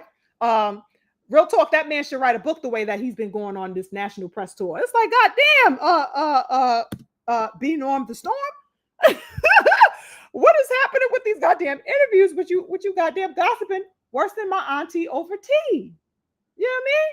Now, also, before I get off of the aspect of Devin and the Brian Norman dynamic. Now, yesterday, some news was shared by Team Norman, okay, on Twitter, and it was revealed or shared with the public that a clean test result had come back. That was, of course, collected from VADA. His sample came back negative, right? Which is a good thing. He came back with a negative drug test, which is wonderful news, right? Good news. Now, many of us who came across this information, right? We found this to be a wonderful start generally speaking, right? When we came across, oh, okay, you guys drug test back. Okay. You see the little image of it circulating around Twitter. Oh, okay. That's good news, right? We found it to be essentially a wonderful start to what we all hope to, continue on as a clean process in the lead up to this fight, right? That's what we think. We're like, okay, it's a good start, good way to start clean, keep being clean, while you're in preparation for this fight. Good job. You know what I'm saying? Keep them coming. Exactly. Beautiful King Bonnie. You know what I'm saying? That's what we are. It's like, good job, bro. But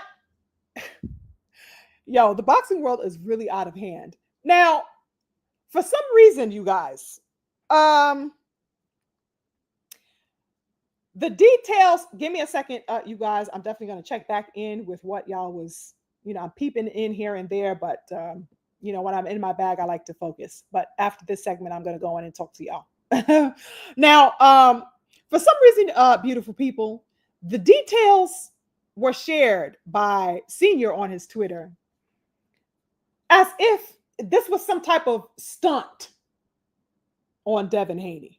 The way that he shared this was such that, yeah, take that. You feel me?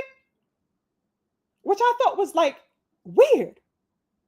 I'm very perplexed as to why that was the energy. It wasn't like, okay, y'all, we just got our first vital results in. We are in motion.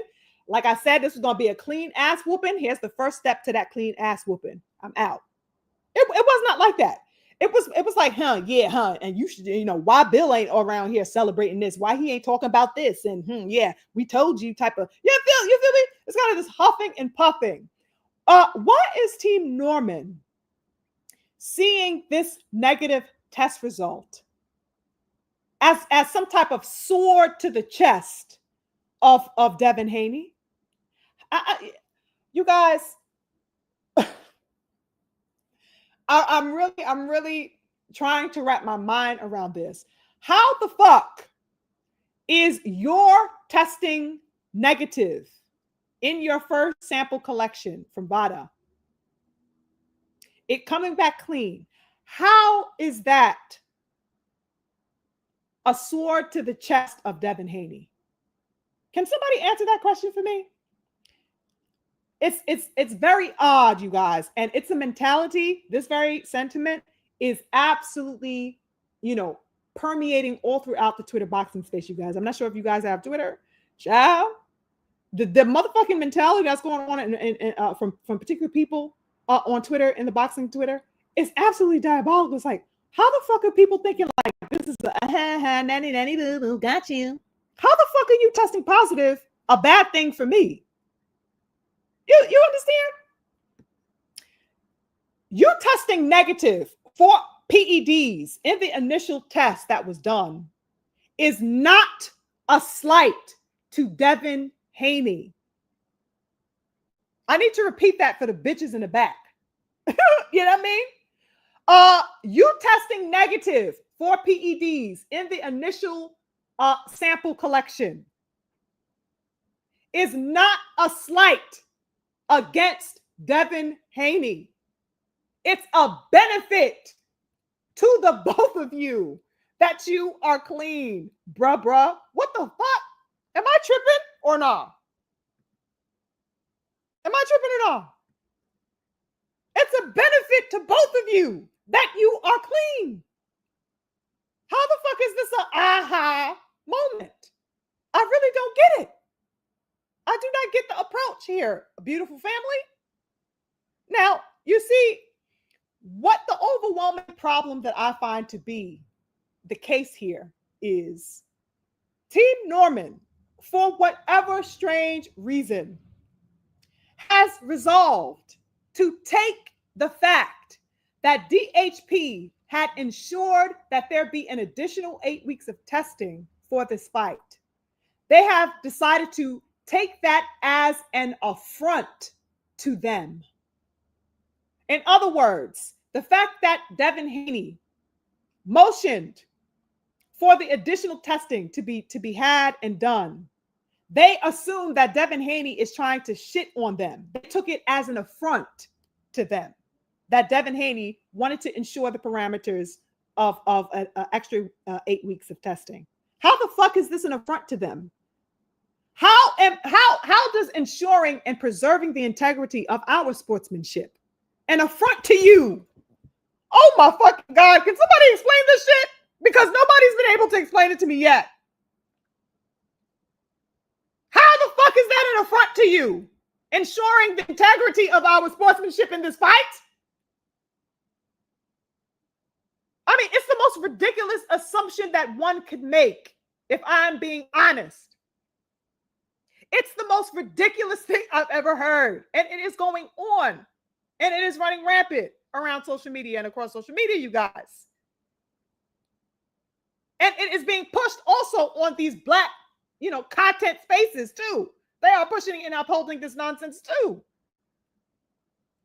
So that it's a continuous generating of nonsensical dialogue. Crazy work. How is it an insult to you as somebody who considers themselves a clean fighter? How is it an insult to Brian Norman, who deems himself clean as an athlete? How is it an affront to have secure, professionally conducted testing for an additional 8 weeks for your upcoming fight? How is that an insult to Brian Norman and Team Norman? I do not understand why they took that as an insult. I don't understand what can be considered disrespectful on the part of Devin Haney for ensuring 8 weeks of testing, 8 additional weeks. What is disrespectful about that, y'all? This needs to be explicated ASAP. Unfortunately, I have not been found. I have not been able to find, anybody to explicate that to me, because the reality is that you would have to have some logic and some sense about you. That would not be able to process a way to lie and wrap your intelligence around a lie that could try to explicate something like that away. You wouldn't be able to do it. That's why nobody has explicated that to me. It is not computing in my brain, y'all. It won't compute. How is this an offense or an indignity caused on to Team Norman? I need that answered somehow. Hopefully I get it one of these days. But I doubt that I will. Because the reality is that it is not an affront. It is not an assault. It is not an insult or a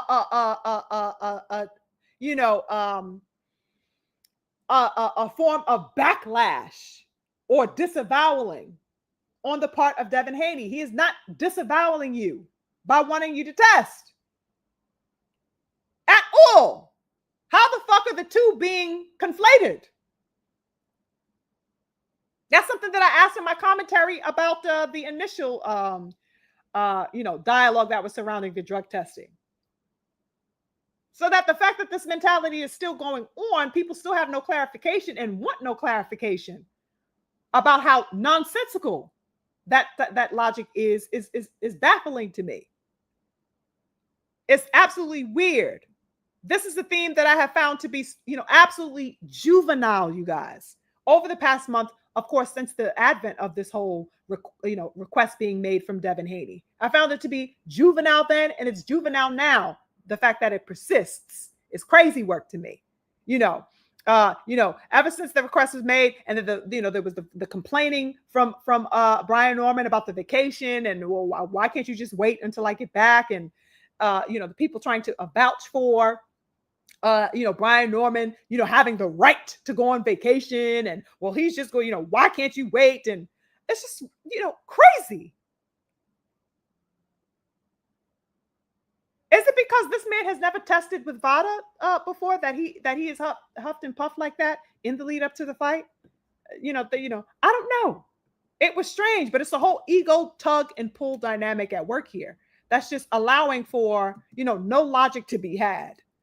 So much so that you think that, the goal of Devin Haney to ask me, to test, he's trying to boss me around. He is trying to little boy me. What? Do you want to be clean or nah? Do you want to make sure that I'm clean or nah?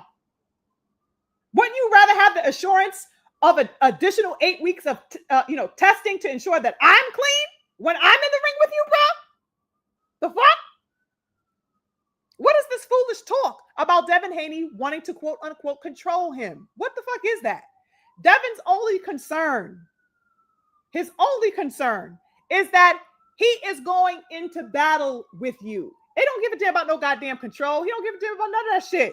This man is going into battle with you. That's what he cares about. Are we going to make it to this battle? And let's ensure that we are, both up to par for this battle so that we can have the best fight possible. No excuses, no inhibitions, no nothing, no worries. We can just go all out in this battle. That's what he cares about. He don't care about goddamn controlling you. You know what I'm saying? So that it's weird,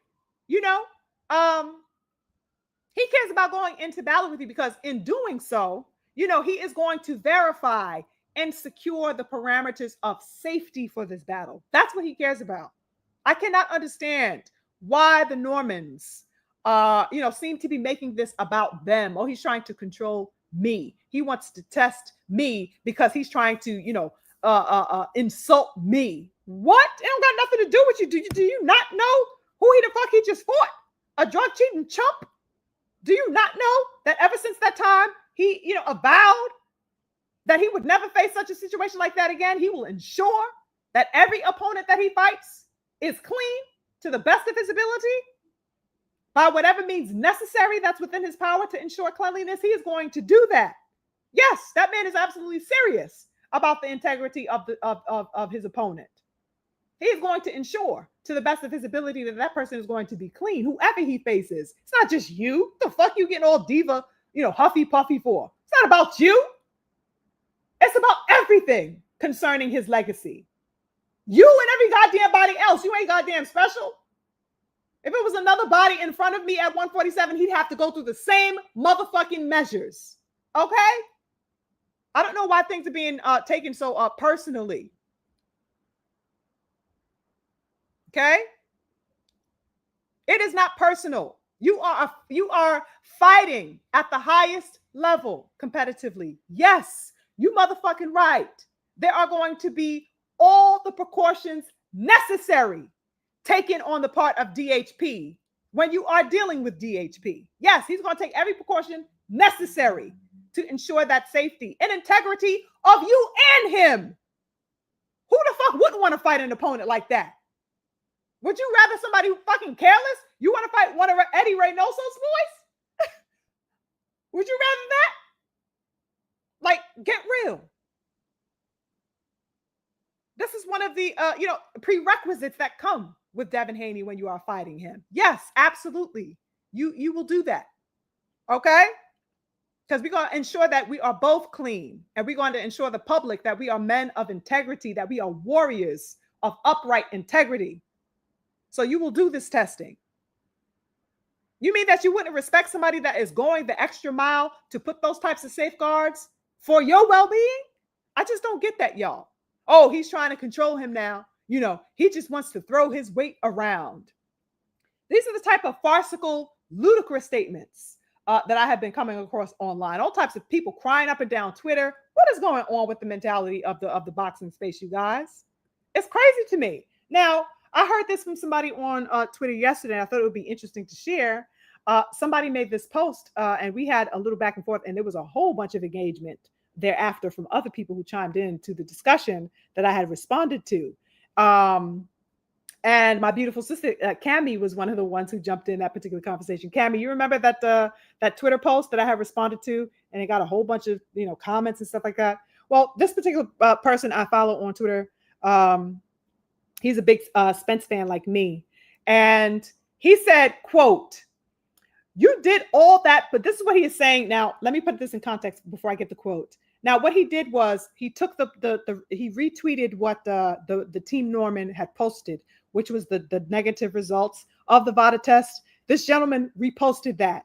And he, in the spirit of what Team Norman put out, that type of, yes, see, now what you got to say type of thing, we're negative. He retweeted this in the same spirit of that. So what he posted, along with the picture of the VADA test result, this is what he said, quote, You did all of that posturing only for him to be clean. End quote. That was his statement when he retweeted the negative VADA test, right? You know, I was sitting back and I read that, and this is actually the first place where I saw this from this gentleman before I even went to BF's page. You know, yesterday the beautiful King BF did a live about the results, but before I went to BF's page, I first saw it with this particular gentleman. He's the one that retweeted it, and then subsequently I went and saw that BF was covering this. But when I saw this post, I'm like, what? You know, I clicked the link. I saw the, you know, enlarged the photo, and then I saw the tweet, and then I saw, you know, what he had written. I'm like, why are you putting it like that? Oh, he did all that talking. He did all that posturing, all of that only for him to be clean. You know what I mean? So I'm like, okay, well, what the fuck is wrong? So I long story short, I responded to the gentleman. Okay. And I was just surprised that once again, here is the assumption that Brian Norman, you know, testing clean is a slight to Devin. I just could not wrap my mind around it. I just could not for the life of me understand why this clean test is a stab in the chest at Devin Haney. Devin Haney is not looking forward to you popping dirty. What the fuck are you talking about? You know what I mean? So this is what I responded to him. I said, quote, that was the point. It was not to boast. It was to ensure that Norman is clean and remains clean in preparation for this fight. That was me. That was my statement to him. Like, this was the point of him insisting upon the additional 8 weeks to ensure that he is clean and stays clean throughout the preparation for the fight. That's me. Okay. Now, the gentleman responds back to me. Listen to this, you guys. He says, quote, it was the shenanigans. They had agreed that testing would start in August. Why make him test like 5 days early? So that here again, this is the guy with the mentality saying, okay, well, Devin Haney, how dare he have the goal, you know, to insist that Brian Norman test before the time he was ready to test, right? Because he was going on vacation. Why would you make him test early? That's his complaint. That's what he's lamenting about. Devin Haney, now it's a shenanigan. This is what he called it. It was the shenanigans. Do you hear this? Shenanigans is what he called it. So it's a shenanigan that Devin Haney wants to start immediately the testing process, you know, as a whole, right? He thinks it's a shenanigan. I was absolutely astounded by this man's response and logic, right? I mean, I just didn't know what this is. So this is what I responded to him, and I kind of left it here as far as he is concerned, even though I engaged a little bit with other people who were commenting in response to what I had wrote. But as far as he went, this is where I left it with him. I said in response to that, I said, quote, I hear you, but honestly, what was the problem with starting a week or two prior? All expenses were paid for, courtesy of DHP. Nothing about ensuring the cleanliness and safety of yourself and of your opponent is a shenanigan in a combat sport. That's what I said to that, right?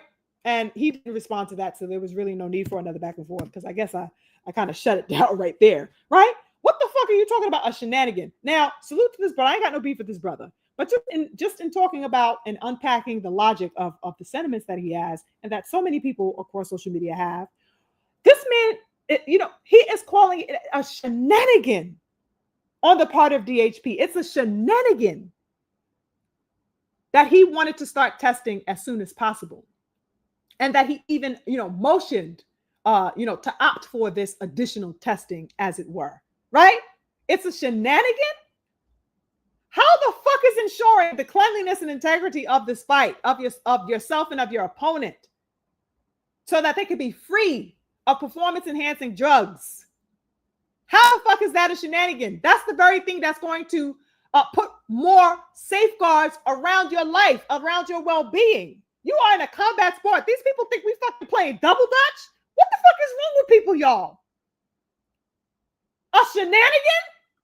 And then I heard all types of people, other people, you know, who were chiming in, you know, bringing up that whole level of control. Oh, I heard another man say, oh, he's scared. Devin Haney was scared. What? I don't know if these people understand what's at stake when these fighters get in that ring. You know what I'm saying?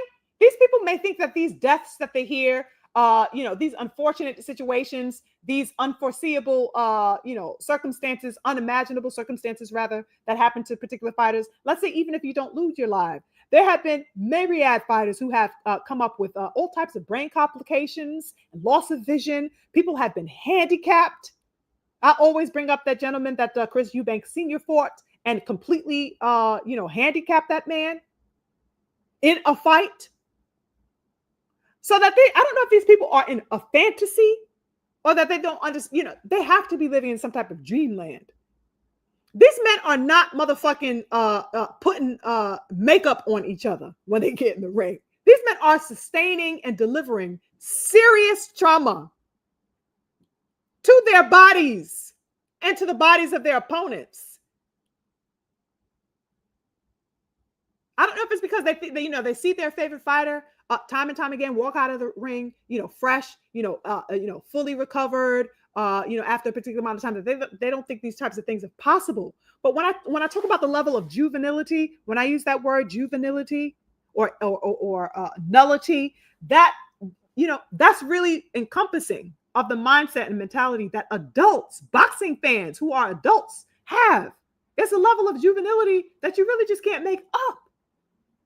This is a combat sport. How dare you call anybody trying to safeguard and set the parameters that are going to ensure as much safety as possible? Because still, even if you are a clean fighter and your opponent is a clean fighter, anything can still happen. Wouldn't you want the extra measures taken to provide some further safeguards for you and your well-being so that you can go home to your wife and babies? What the fuck are these people thinking out here, y'all? What are these people thinking? It's diabolical. These people think that these people are, cartoon characters or something. It's wild, wild, wild work, you guys. Okay? I was astounded. And the ongoing dialogue, I kind of stopped engaging on Twitter after a while because I don't really do well with imbecility, so that I wasn't going to engage people who just had no intelligence level whatsoever, but that there were also people in addition to that who were of some cognizance, and who had, some intelligence, obviously, that I responded to here and there. And a lot of people liked the comment and stuff and a few retweets and stuff of what I had said, but that, this is the going narrative, and this is what's being propelled by the Normans as well, because above all, this is their assumption that is now being taken on by people who are in agreement with that particular assumption that they had and that they uphold right now in this very moment. You know what I'm saying? It's very strange, that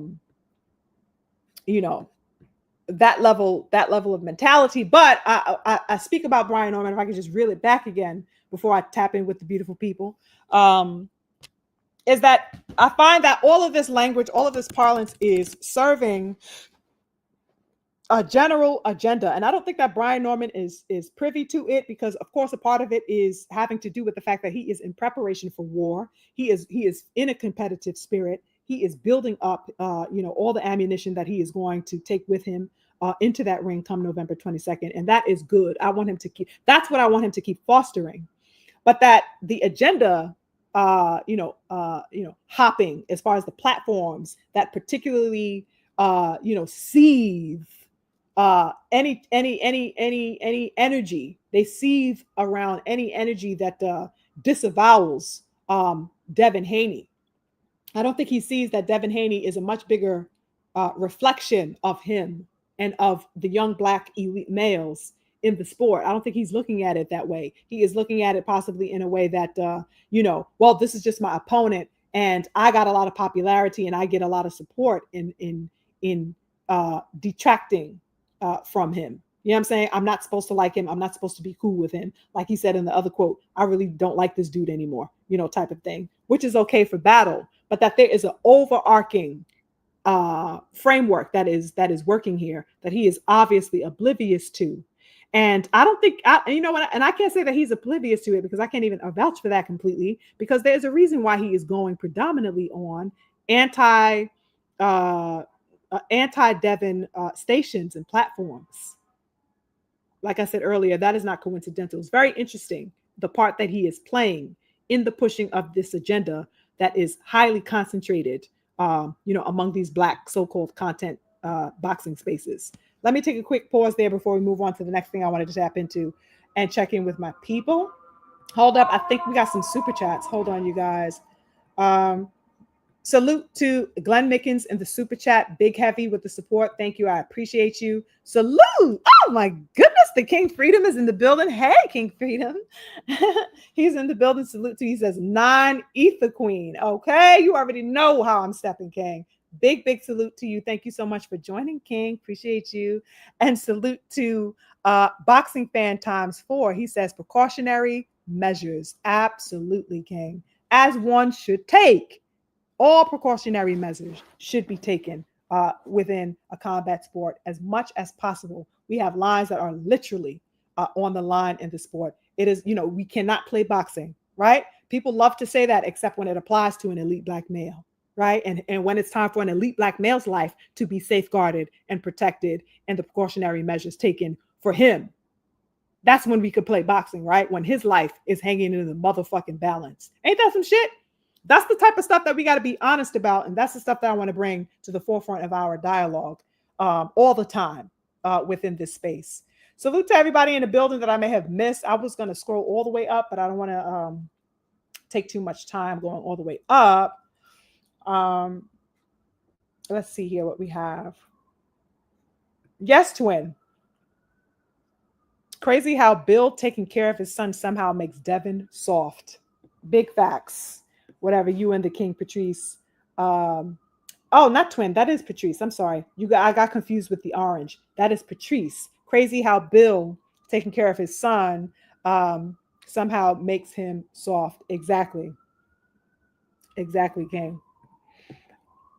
Yes. Ain't that a fact, King Stephen? I'm like, why is this man talking about, oh yeah, he done, walked into bread and now he getting, besides himself with the money. What? Devin didn't wake up with coming across money randomly. This man, that's the legacy his father set for him. This whole money idea and concept is not new to him. This is what he was raised within, that level of success. And shout out to Bill for ensuring that his kids could enjoy the benefit of that, because Bill certainly didn't have that privilege when he was a child and coming up and stuff. So he ensured that he gave it to his children. Salute to the King. Uncommon in the building. He says, Devin is the one who got Brian Norman Jr. paid. Thank you. So that he's, he doesn't want to wrap his mind around the fact that Devin, was instrumental in solidifying this fight, because what they want to say is it's not Devin, it is Turkey. Turkey makes the fights. Yes, absolutely. Turkey makes the fights, absolutely. But who has the business establishment and connection and partnership with Turkey? You motherfucking didn't. If you did, you would have been on a goddamn Turkey card by now. This is your introduction to that man, and you have been introduced to him via Devin Haney's establishment and connection. Yes, Devin Haney was absolutely paramount in the making and materialization of his fight with you. I don't understand why there's an ego to be had about that. It's just reality, bro. That's okay. Just be glad that, this nigga want to fight me. He got a belt. He coming for my belt. All right, let's get this popping. I'm going to show you why I'm different. I'm going to show you why you should have circumvented my name on that hit list. You know what I mean? Don't be complaining that you have the opportunity to show and prove against the most elite fighter you've ever faced in your life. It's just weird to me, King Uncommon. Salute to the King. NBA D Nice in the building. I see you. My twin. Here's my twin. I got confused with the orange. I just looked at the orange and not the name. My twin says, the weird thing here is Norman Jr. Has his father on the side. The problem is his father is doing the same bullshit. Oh my God, twin. I don't know what's going on. Like I said, the weird thing for me is that I don't want to make it seem like I am chastising too heavily. Um, because I am coming down with a lot of pressure because I have to call it like how I see it. But the reality is that amid all of this analyzing and all of this pressure that I am giving, it's because I rock with the Normans. I like the dynamic of the father son. It's another father son dynamic. I love black father black son relationship and closeness. They exhibit that. You know what I'm saying? They're like mirrors of each other. They reflect each other. They're out here stepping and doing wonderful things. Brian Norman is a young man. He's only 24 years old. He's a baby, to me. You know what I'm saying? Like he's a young man. You know what I'm saying? So it's like I'm looking at him and I'm like, yes, young king, this is wonderful for you to be achieving these types of things at only 24 years old, right? And not to mention, I know that I'm a fan of his fight style, and I want to see him be propelled forward. And I look forward to the materialization of his future in boxing, so that he has my support. But I'm not going to be just because I like you. I'm not going to refrain from calling things like how I see it. No, I don't do that. This is my observation, and these things that I'm observing of his moves, look quite funny from this angle, right? And I'm wondering about the motivations, behind these things, and not only on a personal level, but like I said, on a cultural level, and what it's speaking to, and what goals are being served within these agendas that specifically target Black elite males. And that's something that he just is not aware of. Like I said earlier, he is oblivious to this, and so is his father, right? Not to say that they don't have the dynamics of knowing that there are racist undertones within boxing, or that they have never faced those types of things in real time. That's not what I'm saying, but that how they are working currently. You know what I'm saying? And how he is being used as an instrument in the perpetuating of that, as far as, the being positioned opposite of Devin Haney. I'm talking about opposites beyond them getting in the ring and fighting. I'm talking about just socially and culturally, how that dynamic is being pushed and how he is participating in that willingly. That's what they are not aware of, from what I gauge. You know what I mean? But I'm going to call these things out, whether I rock with you or not. This is my observation. This is what I find to be the case. Very, very interesting stuff. You know what I mean? My twin also says a shenanigan that Devin got to go through too. These people are idiotic. Exactly. It's not a shenanigan that Brian Norman only is singular in. Devin is doing 8 goddamn weeks. You're not doing nothing that Devin Haney ain't putting his goddamn self through, and then some. And then some. This is stuff added on his plate too, in addition to his already in motion 365 testing. And the already agreed to 8 weeks. This is now, in addition to those things, an additional 8 weeks that he motioned to have. So, I don't understand what there is to complain about. They're making it seem like, oh, Devin Haney is just trying to, thrash the whip at Brian, and he himself isn't having to, be stringent about his own preparation and testing. That's why I say juvenility is the word that can best describe, the antics and behaviors that these people are throwing around. It's absolutely juvenile. Absolutely juvenile. Now, hold on. The King Mind of Mansa Musa is in the building. Salute to you, King. He says, in my opinion, this is not a fact. This is my speculation. I think B. Norman Oh my God. I think B. Norman Sr. is on coke and weed, and B. Norman Jr. on weed, and the son is trying to get clean. Just me thinking how I do.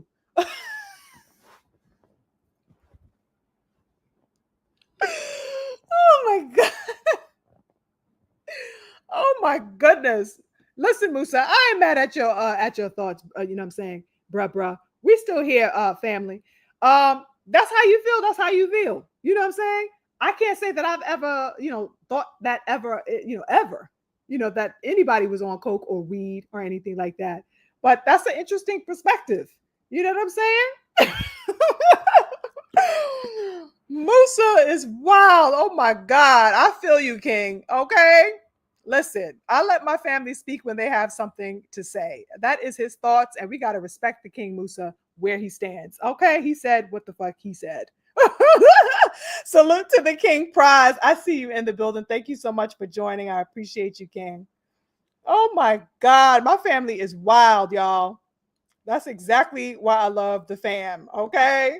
Oh my goodness. Salute to my beautiful sister Tay. Hey, sis.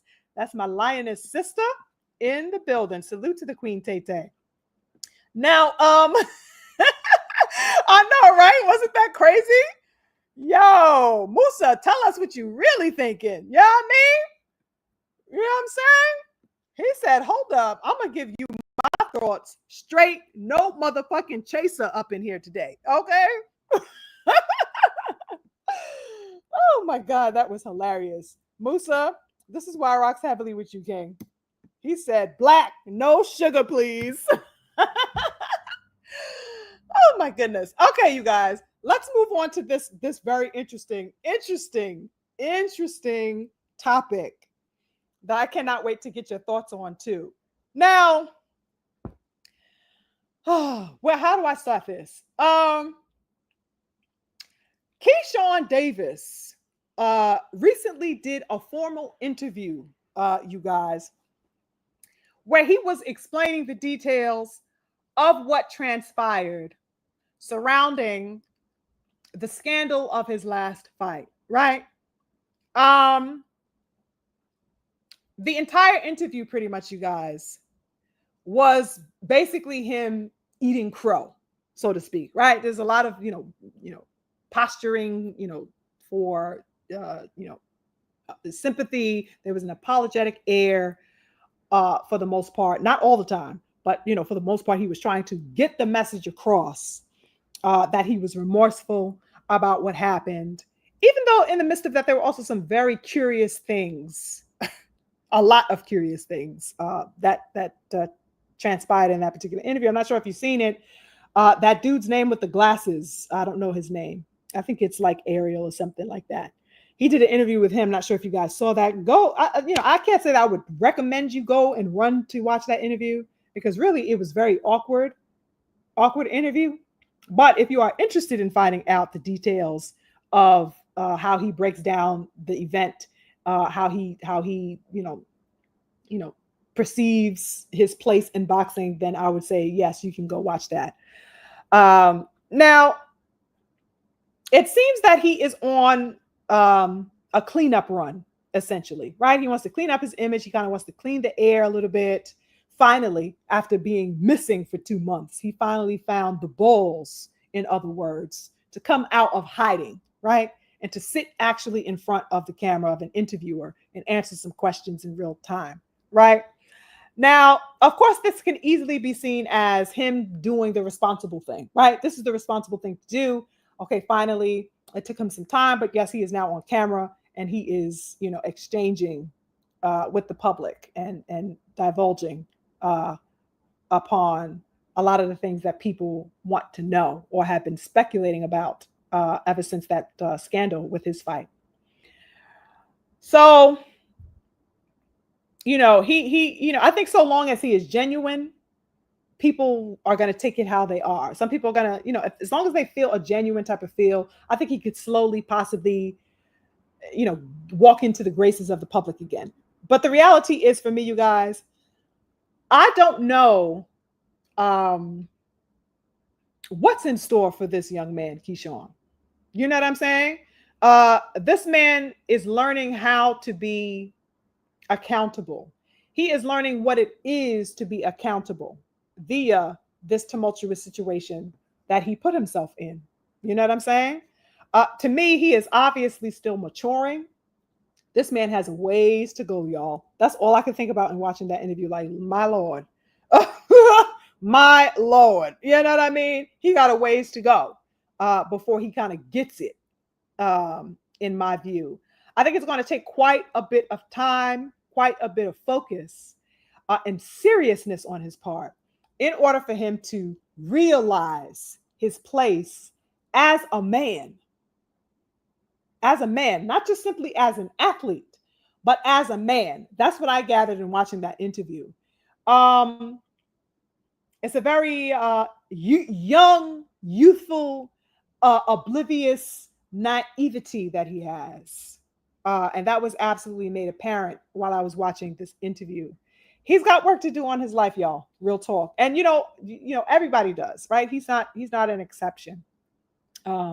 We all have work to do on ourselves. That goes without saying. But in observing him, there also seems to be things that he is absolutely deluded about.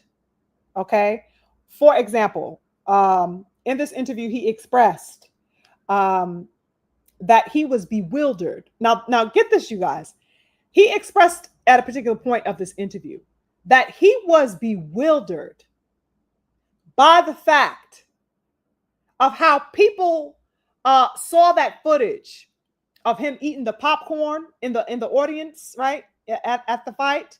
When people saw him eating the popcorn in that audience, he was bewildered by the fact that people made a big deal about how careless he came across as in that footage, right?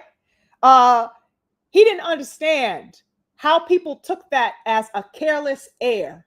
Him just laughing it up and eating the popcorn and just getting it up and throwing the popcorn and stuff like that, right? While he was in the audience during that fight.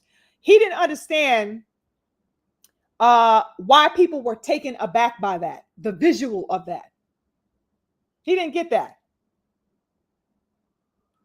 He didn't understand how that was being viewed as him being dismissive of his actions. He didn't get that, y'all. He just couldn't understand that. And that was a show and a clear display of his immaturity. The fact that he would be bewildered at how people would perceive him to be looking careless in the clip that went around of him just bantering and loving it up and eating the goddamn popcorn, right? After he had just committed an act that lost him the opportunity to headline this major event. The man could not see why that affected the people who paid money. He could not see why that was taken as a quote unquote big deal to the people who had invested in him, supported him, promoted him, etc., and so forth. He just didn't understand he didn't get that. Oh, well, why did they take me eating popcorn as a big deal? I'm eating popcorn. I'm obsessed with popcorn. The popcorn is good. I'm just eating popcorn. Why are y'all making a big deal about me eating the popcorn? Why do you guys want to see me down? This is what he said in the interview, you guys. If you go peep that. The fact that he was still stunned about the fact that this was being perceived was just mind-blowing to me. He was still stunned about that in the interview. All that says to me is that he has not, reached a level of awareness. He has not completed a level of awareness for himself. Okay. So that,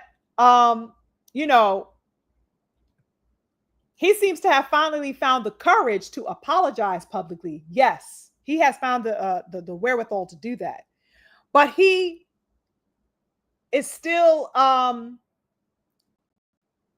processing his actions and the impact of the actions on the people who call themselves supporters of him.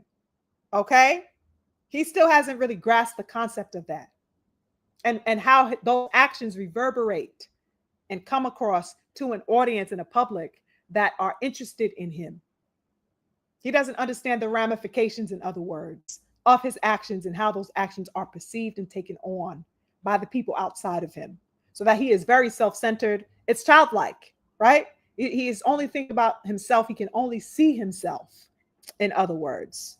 That's what he expressed. That's what I gathered, at least, from this particular interview, you guys. It was crazy looking at him try to express that, but that he was really having in real time, y'all. You will see this in the interview. He is having a hard time when the man Ariel is trying to explain to him. Listen, a lot of people may have taken that as you not, having a sense of remorse, right? Keyshawn literally could not process how people would perceive that. He was having a hard time dealing with that in real time. He's like, well, why? Why would they make a big deal about that? And why would people want to see me remorseful? That's the stance that he took. Well, why do you want to see me down?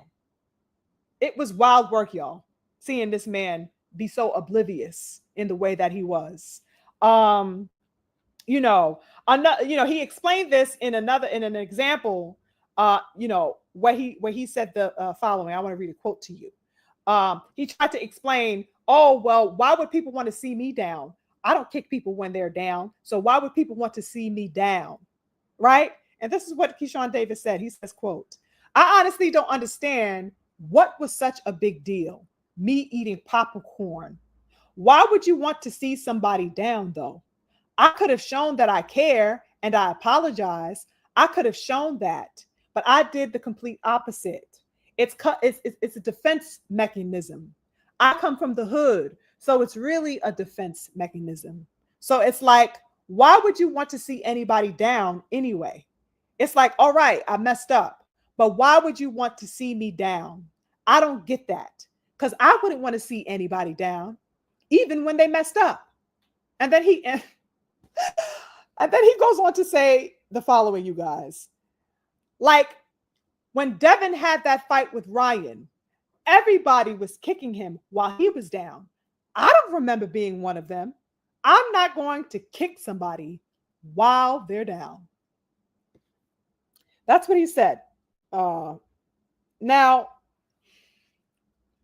of course, the first thing that came in my mind upon hearing the portion of Devin, and I was never one of those people, who jumped the bandwagon to kick Devin while he was down during that whole thing. Excuse me, sir. Is this man kidding me? That's the first thing that came into my mind, you guys. First of all, regarding Devin, Keyshawn was absolutely one of the people who publicly slandered Devin during that scandal. Absolutely, unequivocally, undoubtedly, one of the fighters who publicly went on camera disavowing Devin during that time. What the hell does he mean? I wasn't one of the people that kicked him while he was down. Are you sure about that, sir? Because the footage says fucking otherwise. The receipts say otherwise, young sir.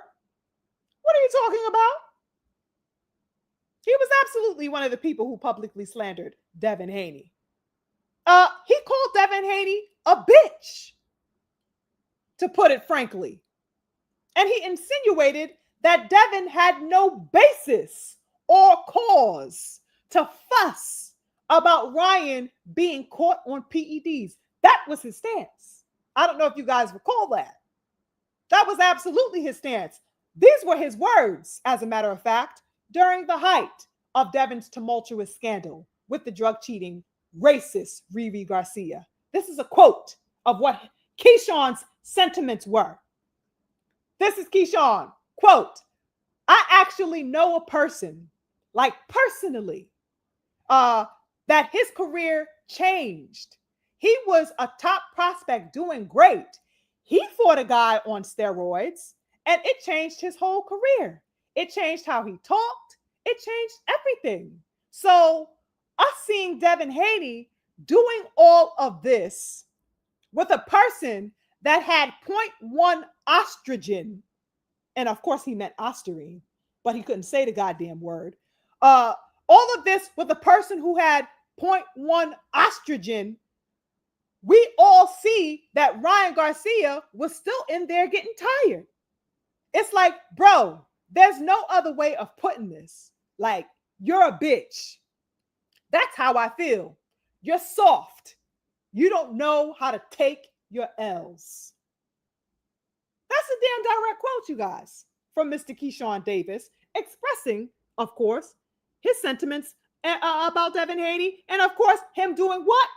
Kicking a man while he's down after he was cheated by a man caught on PEDs. He called Devin a bitch, not the drug cheat. Miss me with the, oh, I don't care. I never kicked nobody away. I didn't kick Devin while he was down. Oh, really? Is that why you called him a bitch? Because you were uplifting him? Do you see this bullshit? This is Keyshawn Davis during the fiasco and height of the scandal of Ryan popping dirty after that Devin Haney fight, you guys. I mean, you really just can't make this stuff up. What the fuck is he talking about? He does not kick anybody when they're down. And why did he bring up Devin and lie that he did not kick him while Devin was down? Because he absolutely did. Excuse me? Ain't it funny how people want to take crazy, wild, disrespectful stances when the heat ain't on them? And now that Keyshawn's ass is getting flamed because of his own immaturity and imbecility, now he wants people to extend grace to him. Ain't that crazy? And also having the gall to say that, oh, I've never, ever, ever done any chastising whatsoever to another man while they were down. Do you hear this? Miss me with the bullshit, young sir. Okay? Not to mention the fact that this is the same Keyshawn, you guys. The same Keyshawn Davis that was calling Devin Haney a bitch for having been cheated by a drug cheat. This is the same Keyshawn that was kissing Riri's whole ass. I mean, the entirety of Ryan's ass. Okay? He was on his knees kissing the whole ass of Ryan Garcia on camera with his BFF Shakur Stevenson. On candid camera, y'all. Both of these dudes were on their knees in front of racist Riri after his disgusting, vile tirade and rant where he was disparaging Black people. Keyshawn and Shakur were cajoling and flattering and honeying up all over this fucking coward racist Riri, who not only cheated the young king, the young Black elite fighter Devin Haney, who not only took an unapologetic stance about his racist views and said, I will not apologize. I don't give a fuck what you think, which is literally what Ryan was saying on camera, but who also spewed disgusting sentiments about the death of George Floyd and how he wants him unalived again. This is the pussy that Keyshawn Davis was cajoling and simping for.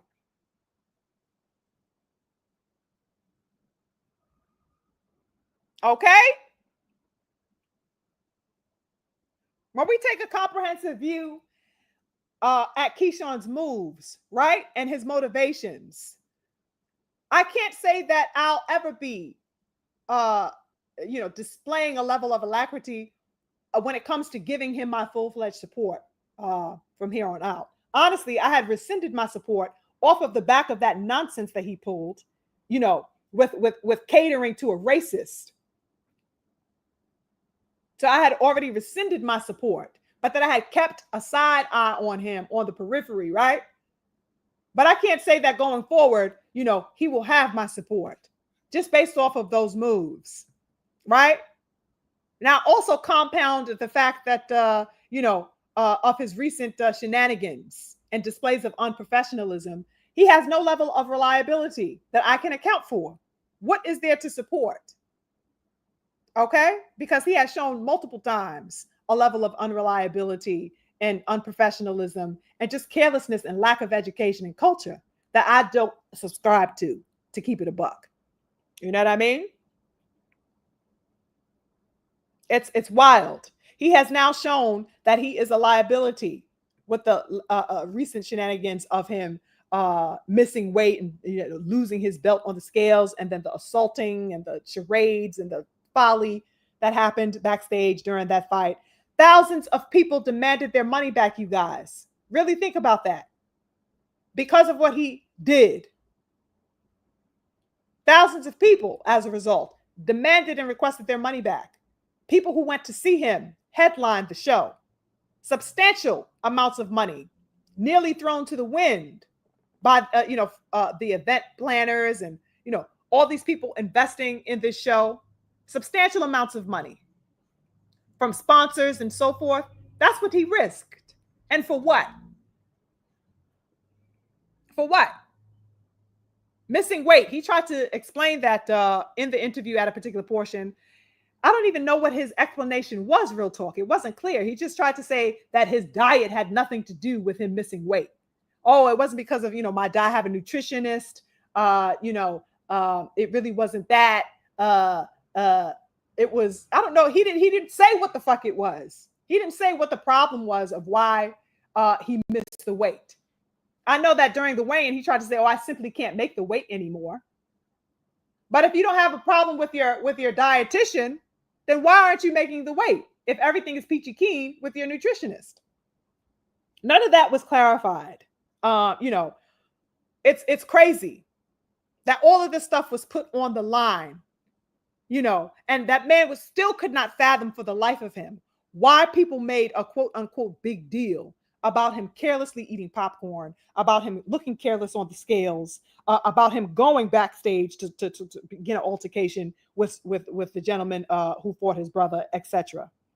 You know what I'm saying? It's just wild. Now, we got to also remember the additional, fetish that Keyshawn seems to have with coddling racists. Now, the man did it again. I don't know. This man has an affinity for racists, I believe. In this interview, you guys, no cap. For whatever reason, Keyshawn Davis decided to simp his fucking ass off once again for a known, prejudiced piece of shit. And that is Teofimo Lopez, of all people. Oh, my God. Oh, child. The man simped his fucking ass off. The coon chip was activated, y'all, for Teofimo Lopez. Here we go, y'all. Does this man love racists or what? Okay. Now, I mean, it was so bad. It's like Keyshawn said, give me the whole coon pie. I don't want a slice. I don't want a piece. I don't want a fraction of it. Give me the whole coon pie, baby. I want it all. That's what was going on in this particular segment of that interview where the simping was going on for Teo. Yo, the shit was wild work as I'm sitting back watching. It's like, what? What is going on? Now, this man, Keyshawn Davis family, he thanked Teofimo Lopez for, I guess, a level of love and support that Teo showed on Twitter. Right? He thanked Teo for the love and support. Oh, Teo, found, deep in his heart, the love and the display of love to write softly about me on Twitter. So I got to thank Teo. This is what he is saying. This is the sentiments, at least, right? Keyshawn revealed how elated he was, how pleasantly surprised he was to learn that Teo had taken to his social media page and referenced Keyshawn Davis while he was going through the tumult, right? So this is what Keyshawn says. He says, quote, because the interviewer, before I get into the quote, the interviewer was saying, listen, you had some support from, fighters. I heard Floyd said something good about you. And Keyshawn is like, oh, Floyd said something good about me. I didn't know he says that. I rocked with you, Floyd. But he kind of brushed Floyd off to the side, right? He said this, who surprised me was Teofimo Lopez. I think I seen it like 2 days or a day after the situation. He said something like, everybody's coming down on Keyshawn, but right now, what we need to do is get around him because you can see that he's going through something. And how I know he's going through something is because I've been through it. That's what he said. And then he continues in saying, and honestly, when he was going through it, he's talking about Teofimo Lopez. He says, and honestly, when he was going through it, I was telling my team that man Teo is really vulnerable right now. He's not mentally there. He's not crazy. He's just got something wrong with him and needs help. So for him to say that about me, after all of that shit that I was talking about him, I was just like, wow, I don't even want to call this man out no more. End quote. Do you hear this? You hear this? Yo, I was like, what? What? So, first of all, let's just deal with the fact that he just pushed completely to the side that TBE said something nice about him in hoping and wishing him well, apparently. He said, all right, thank you, Floyd. I rocks with you. You know I rocks with you. But who really touched my heart was Teo. I mean, just that alone, that alone is like, what? You are honeyed over the fact that Teofimo Lopez said something about you on Twitter? Hold up. Isn't this the same man who sent you a goddamn box of bananas and watermelon during his presser? What? You are having honeyed and melodious feelings about the man who sent you a goddamn box of watermelon as a racist prank? Who was on camera sitting with a box of watermelon and bananas and eating the banana and laughing as he is watching you on the television? Child.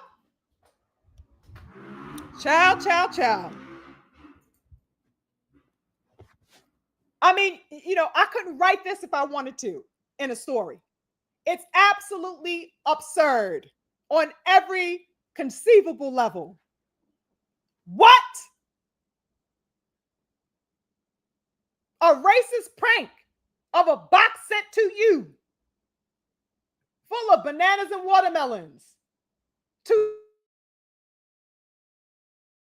is who you are having melodious feelings about? This is who is warming your heart? Mr. Keyshawn? This man is having sentimental emotions, you guys, over a motherfucker that called his big bro, his mentor, Bud Crawford, a straight up and down N-word, hard ER. That's who you are having honeyed emotions over?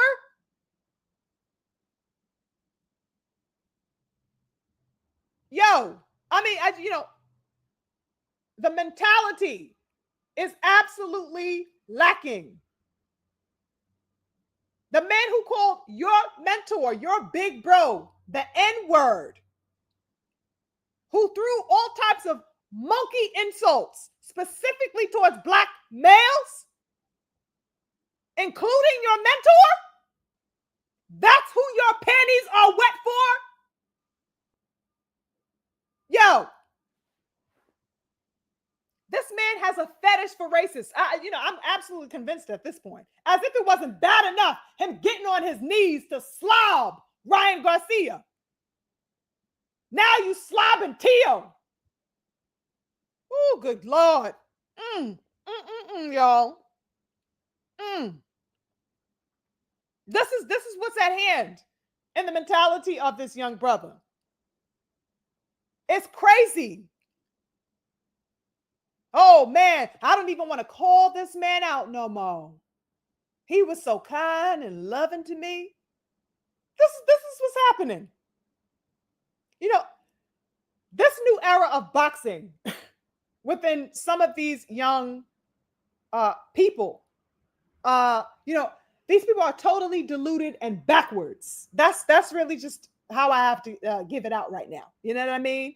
Thank goodness we have a few real ones who remain steadfast through all of this nonsense that's going on right now. Okay? Thank goodness we have that. Because if we left it up to some of these chumps, we'd be in a way bad position.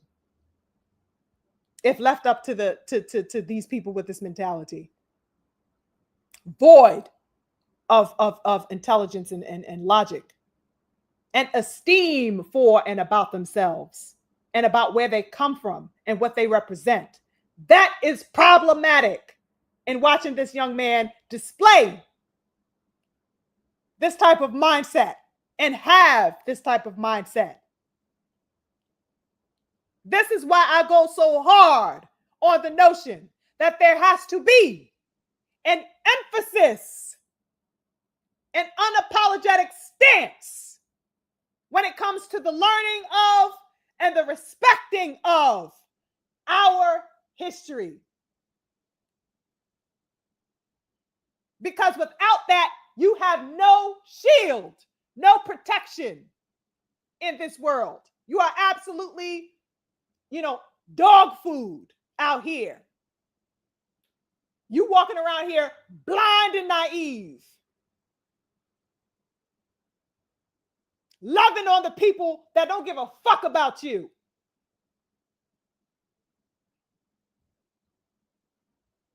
It's crazy work watching that portion of the interview.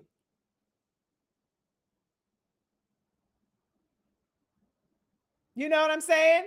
Thank goodness we have a few real ones left. You know what I'm saying? That we could believe in. You know what I mean? This is why I enforce the understanding and the education on my platform.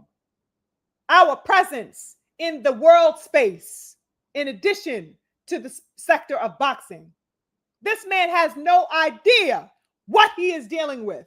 He has no idea, no concept of what is in front of him. This man has twice now doted publicly over two men in boxing who have deliberately expressed all types of disparaging, racist views against his culture. And he is all love and flowers for these motherfuckers. All daffodils and goddamn roses.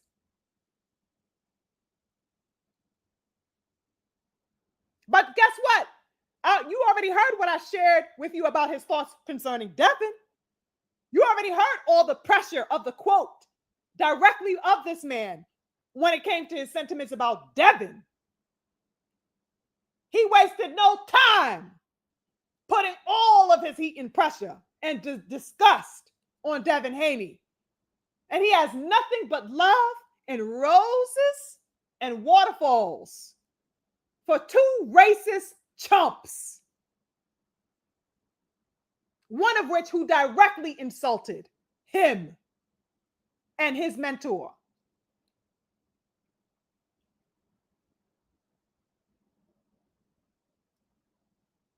It's crazy work, you guys. Okay? And this goes back into the aspect of the black boxing spaces, right? When we tie in this mentality, like I said, it is the fighters that are taking this on and amassing this, right? And then you got the black content spaces who are upholding the same thing. Keyshawn is part and parcel to the spaces that want to uphold this, because it is those black spaces that also kiss the feet of Ryan Garcia amid that scandal.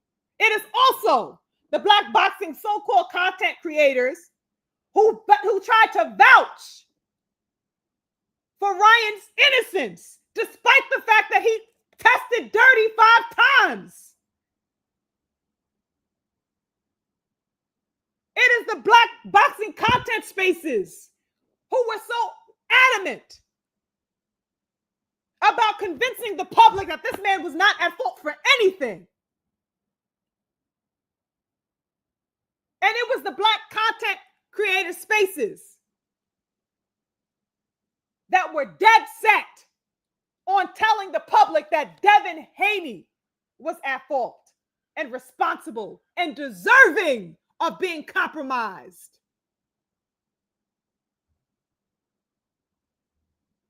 It's disgusting work.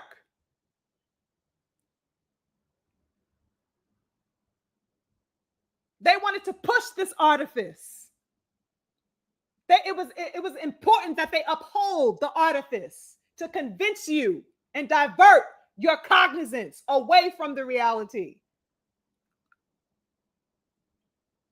What the fuck is the goal here? It's a weird space that this era of boxing is within. And it is a conversation and an exchange that is happening between these so-called boxing platforms that want to uphold this and uphold the agenda that is being pushed to them and demanded of them that they uphold and push to the public. And then you have fighters taking this on. And that is why I wanted to give you the example of Brian Norman taking on the racist talking points, talking about VADA. Oh, VADA, I can't trust them. Oh, you can't trust VADA, but here go Brian Norman, Team Norman, quick to test his negative results of VADA. I thought they were untrustworthy. 1 minute they goddamn untrustworthy. Next minute you using them as an aha moment to say, listen, I am a clean fighter after all. Aren't you suspicious that they cheated you on your negative test? If they're so goddamn untrustworthy, as he tried to posit in that interview on the Porterway podcast? So that there is a playing off of this agenda and this diluted and demented logic that is being inculcated into the boxing public right now via these avenues and via the higher ups that control and set this tone. Got to be careful with that. And then you got Keyshawn Davis, playing into these varying degrees of that mentality. It's a weird space, an absolutely weird space. And these conversations are absolutely necessary for us to observe and to interrogate and do a level of deep reconnaissance on as much as possible. Because the minute that you are not, you are liable to, have your logic completely usurped and overtaken by that and supplanted with the bullshit if you allow it to be. We cannot have that. I vouch for and push for the consciousness of the Black boxing community. That's what I vouch for. That's what I uphold, in addition to the sport that I love. There has to be a level of consciousness in everything that we do. We do not sit blindly and be entertained blindly. We need to be engaging consciously, even in our pleasures, even in entertainment and the things that we enjoy in our pastimes. You must be conscious and cognizant of all things. Conscious and cognizant of all things. Because you are always being spoken to via advertisements of all kinds and messages of all kinds via these media platforms. And you need to be engaging with these platforms with a critical eye, with critical thinking for yourselves as Black boxing fans. It's imperative that we do that. Right? So let me check in with my people before we, wrap it up here today. Imperative discussion, you guys. Very imperative. Exactly, comrade. It is disgusting. It's absolutely disgusting. My twin says, get Keyshawn all the way up out of here for that nonsense. You feel me? Twin, did you see that interview, twin? Oh my God. Oh, I'm telling you, I sat there, I'm like, what? What is going on? What am I seeing? Absolutely unbelievable. Absolutely unbelievable. If you have the stomach for it, then you can go watch it. But trust me, son, you know what I mean? You're going to be sitting in front of that damn screen like, no, I can't believe this man said that. You will be absolutely astounded in watching that for yourself, twin. Diabolical work on every level. All right. Khalid. Oh, that's my cousin's name, Khalid. Salute to you. He says, feed Key to Devin at 147. since his weight's on issue. You heard me? Facts, Collard. 1,000. Take your ass. Oh, you having weight issues? Take your ass to 47 and get this work. You know what I mean? Go see the young King Devin. And let's see how that works. Let's see how that works out. Since you having weight issues. Okay. And the crazy thing is that he didn't even explain the weight issues. Oh, it wasn't my diet. Well, why the fuck you coming over 4 pounds overweight then? But then he tried to say, oh, it wasn't because I lacked discipline. I had a good camp. Well, what the fuck if all of these things were set in motion? Why are you over 4 pounds overweight? It was a strange interview. A very strange interview. And also what was strange about that was him the fact that he said when he got into the actual details of the altercation, he says that he laid not one finger on that boy, whatever his name was, I forget his name, the dude that the brother fought. And then the white guy asked him, well, did your brother hit him? He says no. It's like, well, if nobody hit him, how the fuck did he get all these lumps on his head? Because he surely didn't leave the ring with all of that shit. He tried to make it seem like, oh, I just went in there to say a few words to him after the fight. And then the security guards told us to leave. It's like, well, what the hell was happening that would cause an altercation in the hallway in the first place? Because that had nothing to do with what was taking place with those men. There was a separate altercation that was happening in the hallway. What was that stemming from?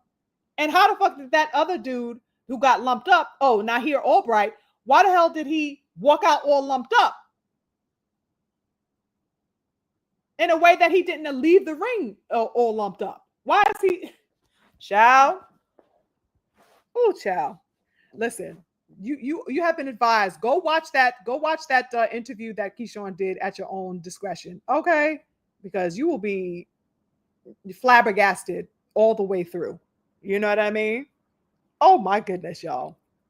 Very strange, very awkward interview and uncomfortable at many moments in that interview. And just the doting upon Teofimo was crazy. Salute to the king, B move. He says, and the Tio was trolling. And then Tio was trolling. Tio was trolling. He was trolling. It's crazy.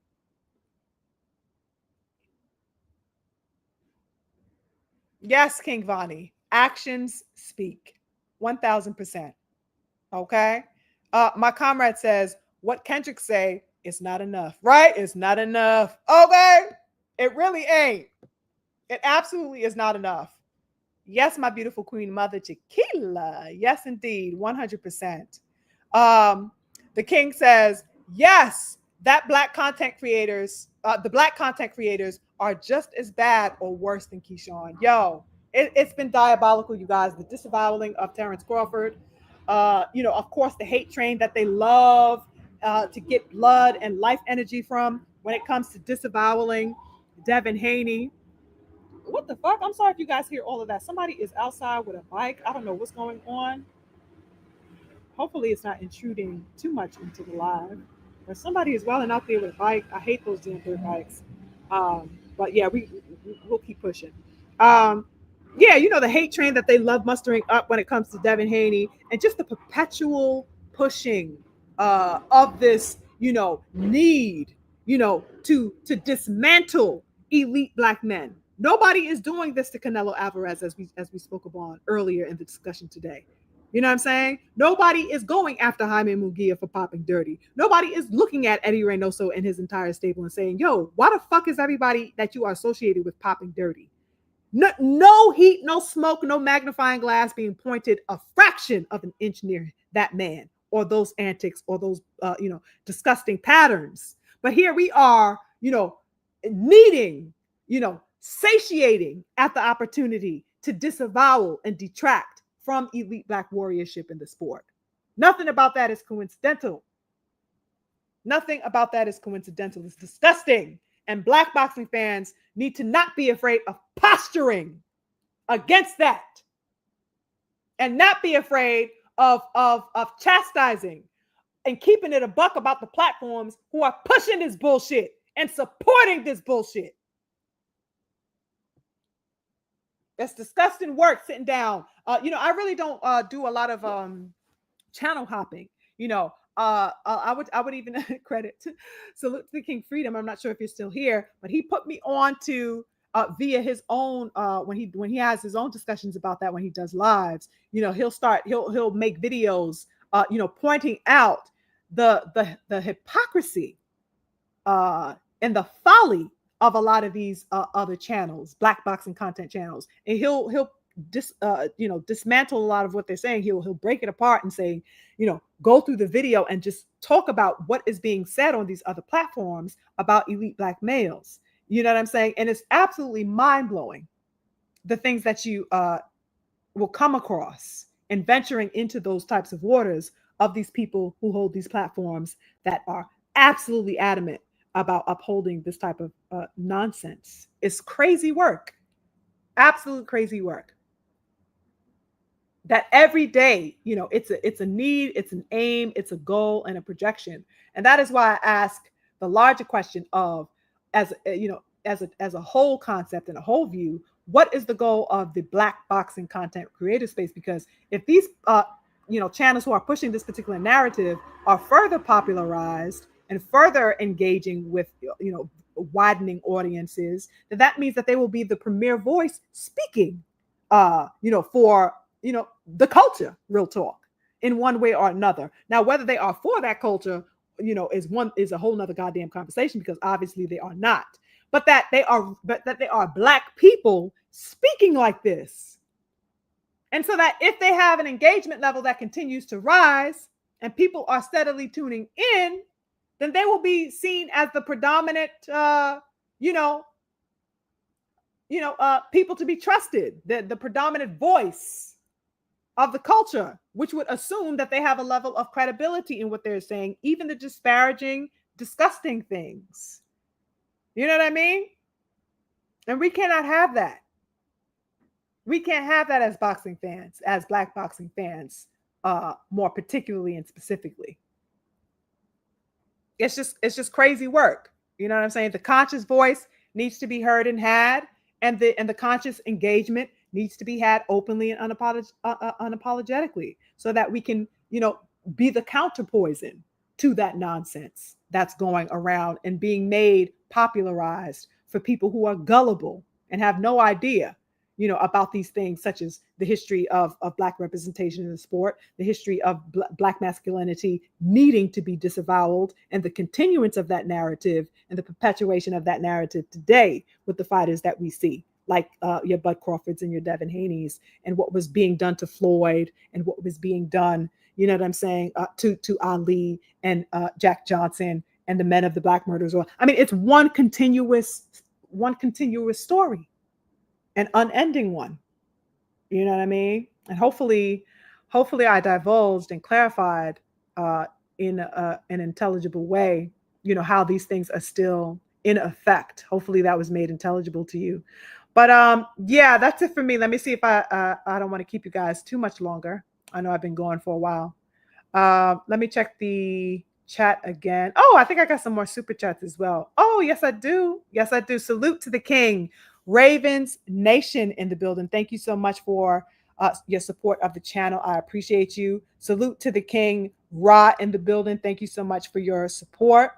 My lovely twin Daryl says, just some color in the chat for another great Sunday cook.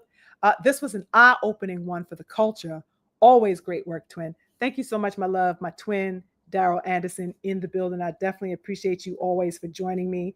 Peace to all the brothers and sisters who decided to join. Peace to my comrade, the King, and the Coach Hudson. Of course, my lovely twin, Daryl. Salute to the King, Bonnie. Salute to the King, Stephen X. All of my beautiful people.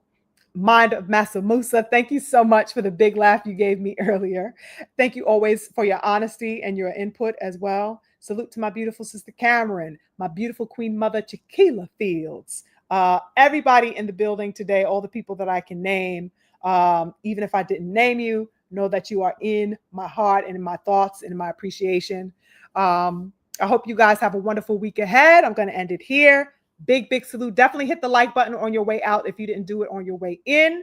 Keep in touch with me in my community page during the week. That's how I like to speak to you guys. And until next time, beautiful people, stay healthy and stay on the path of prosperous energy, abundant energy, and of course, consciousness about yourselves, about your history, and about everything that you intend to call forward. That's it for me, y'all. I'll see y'all next time. Peace.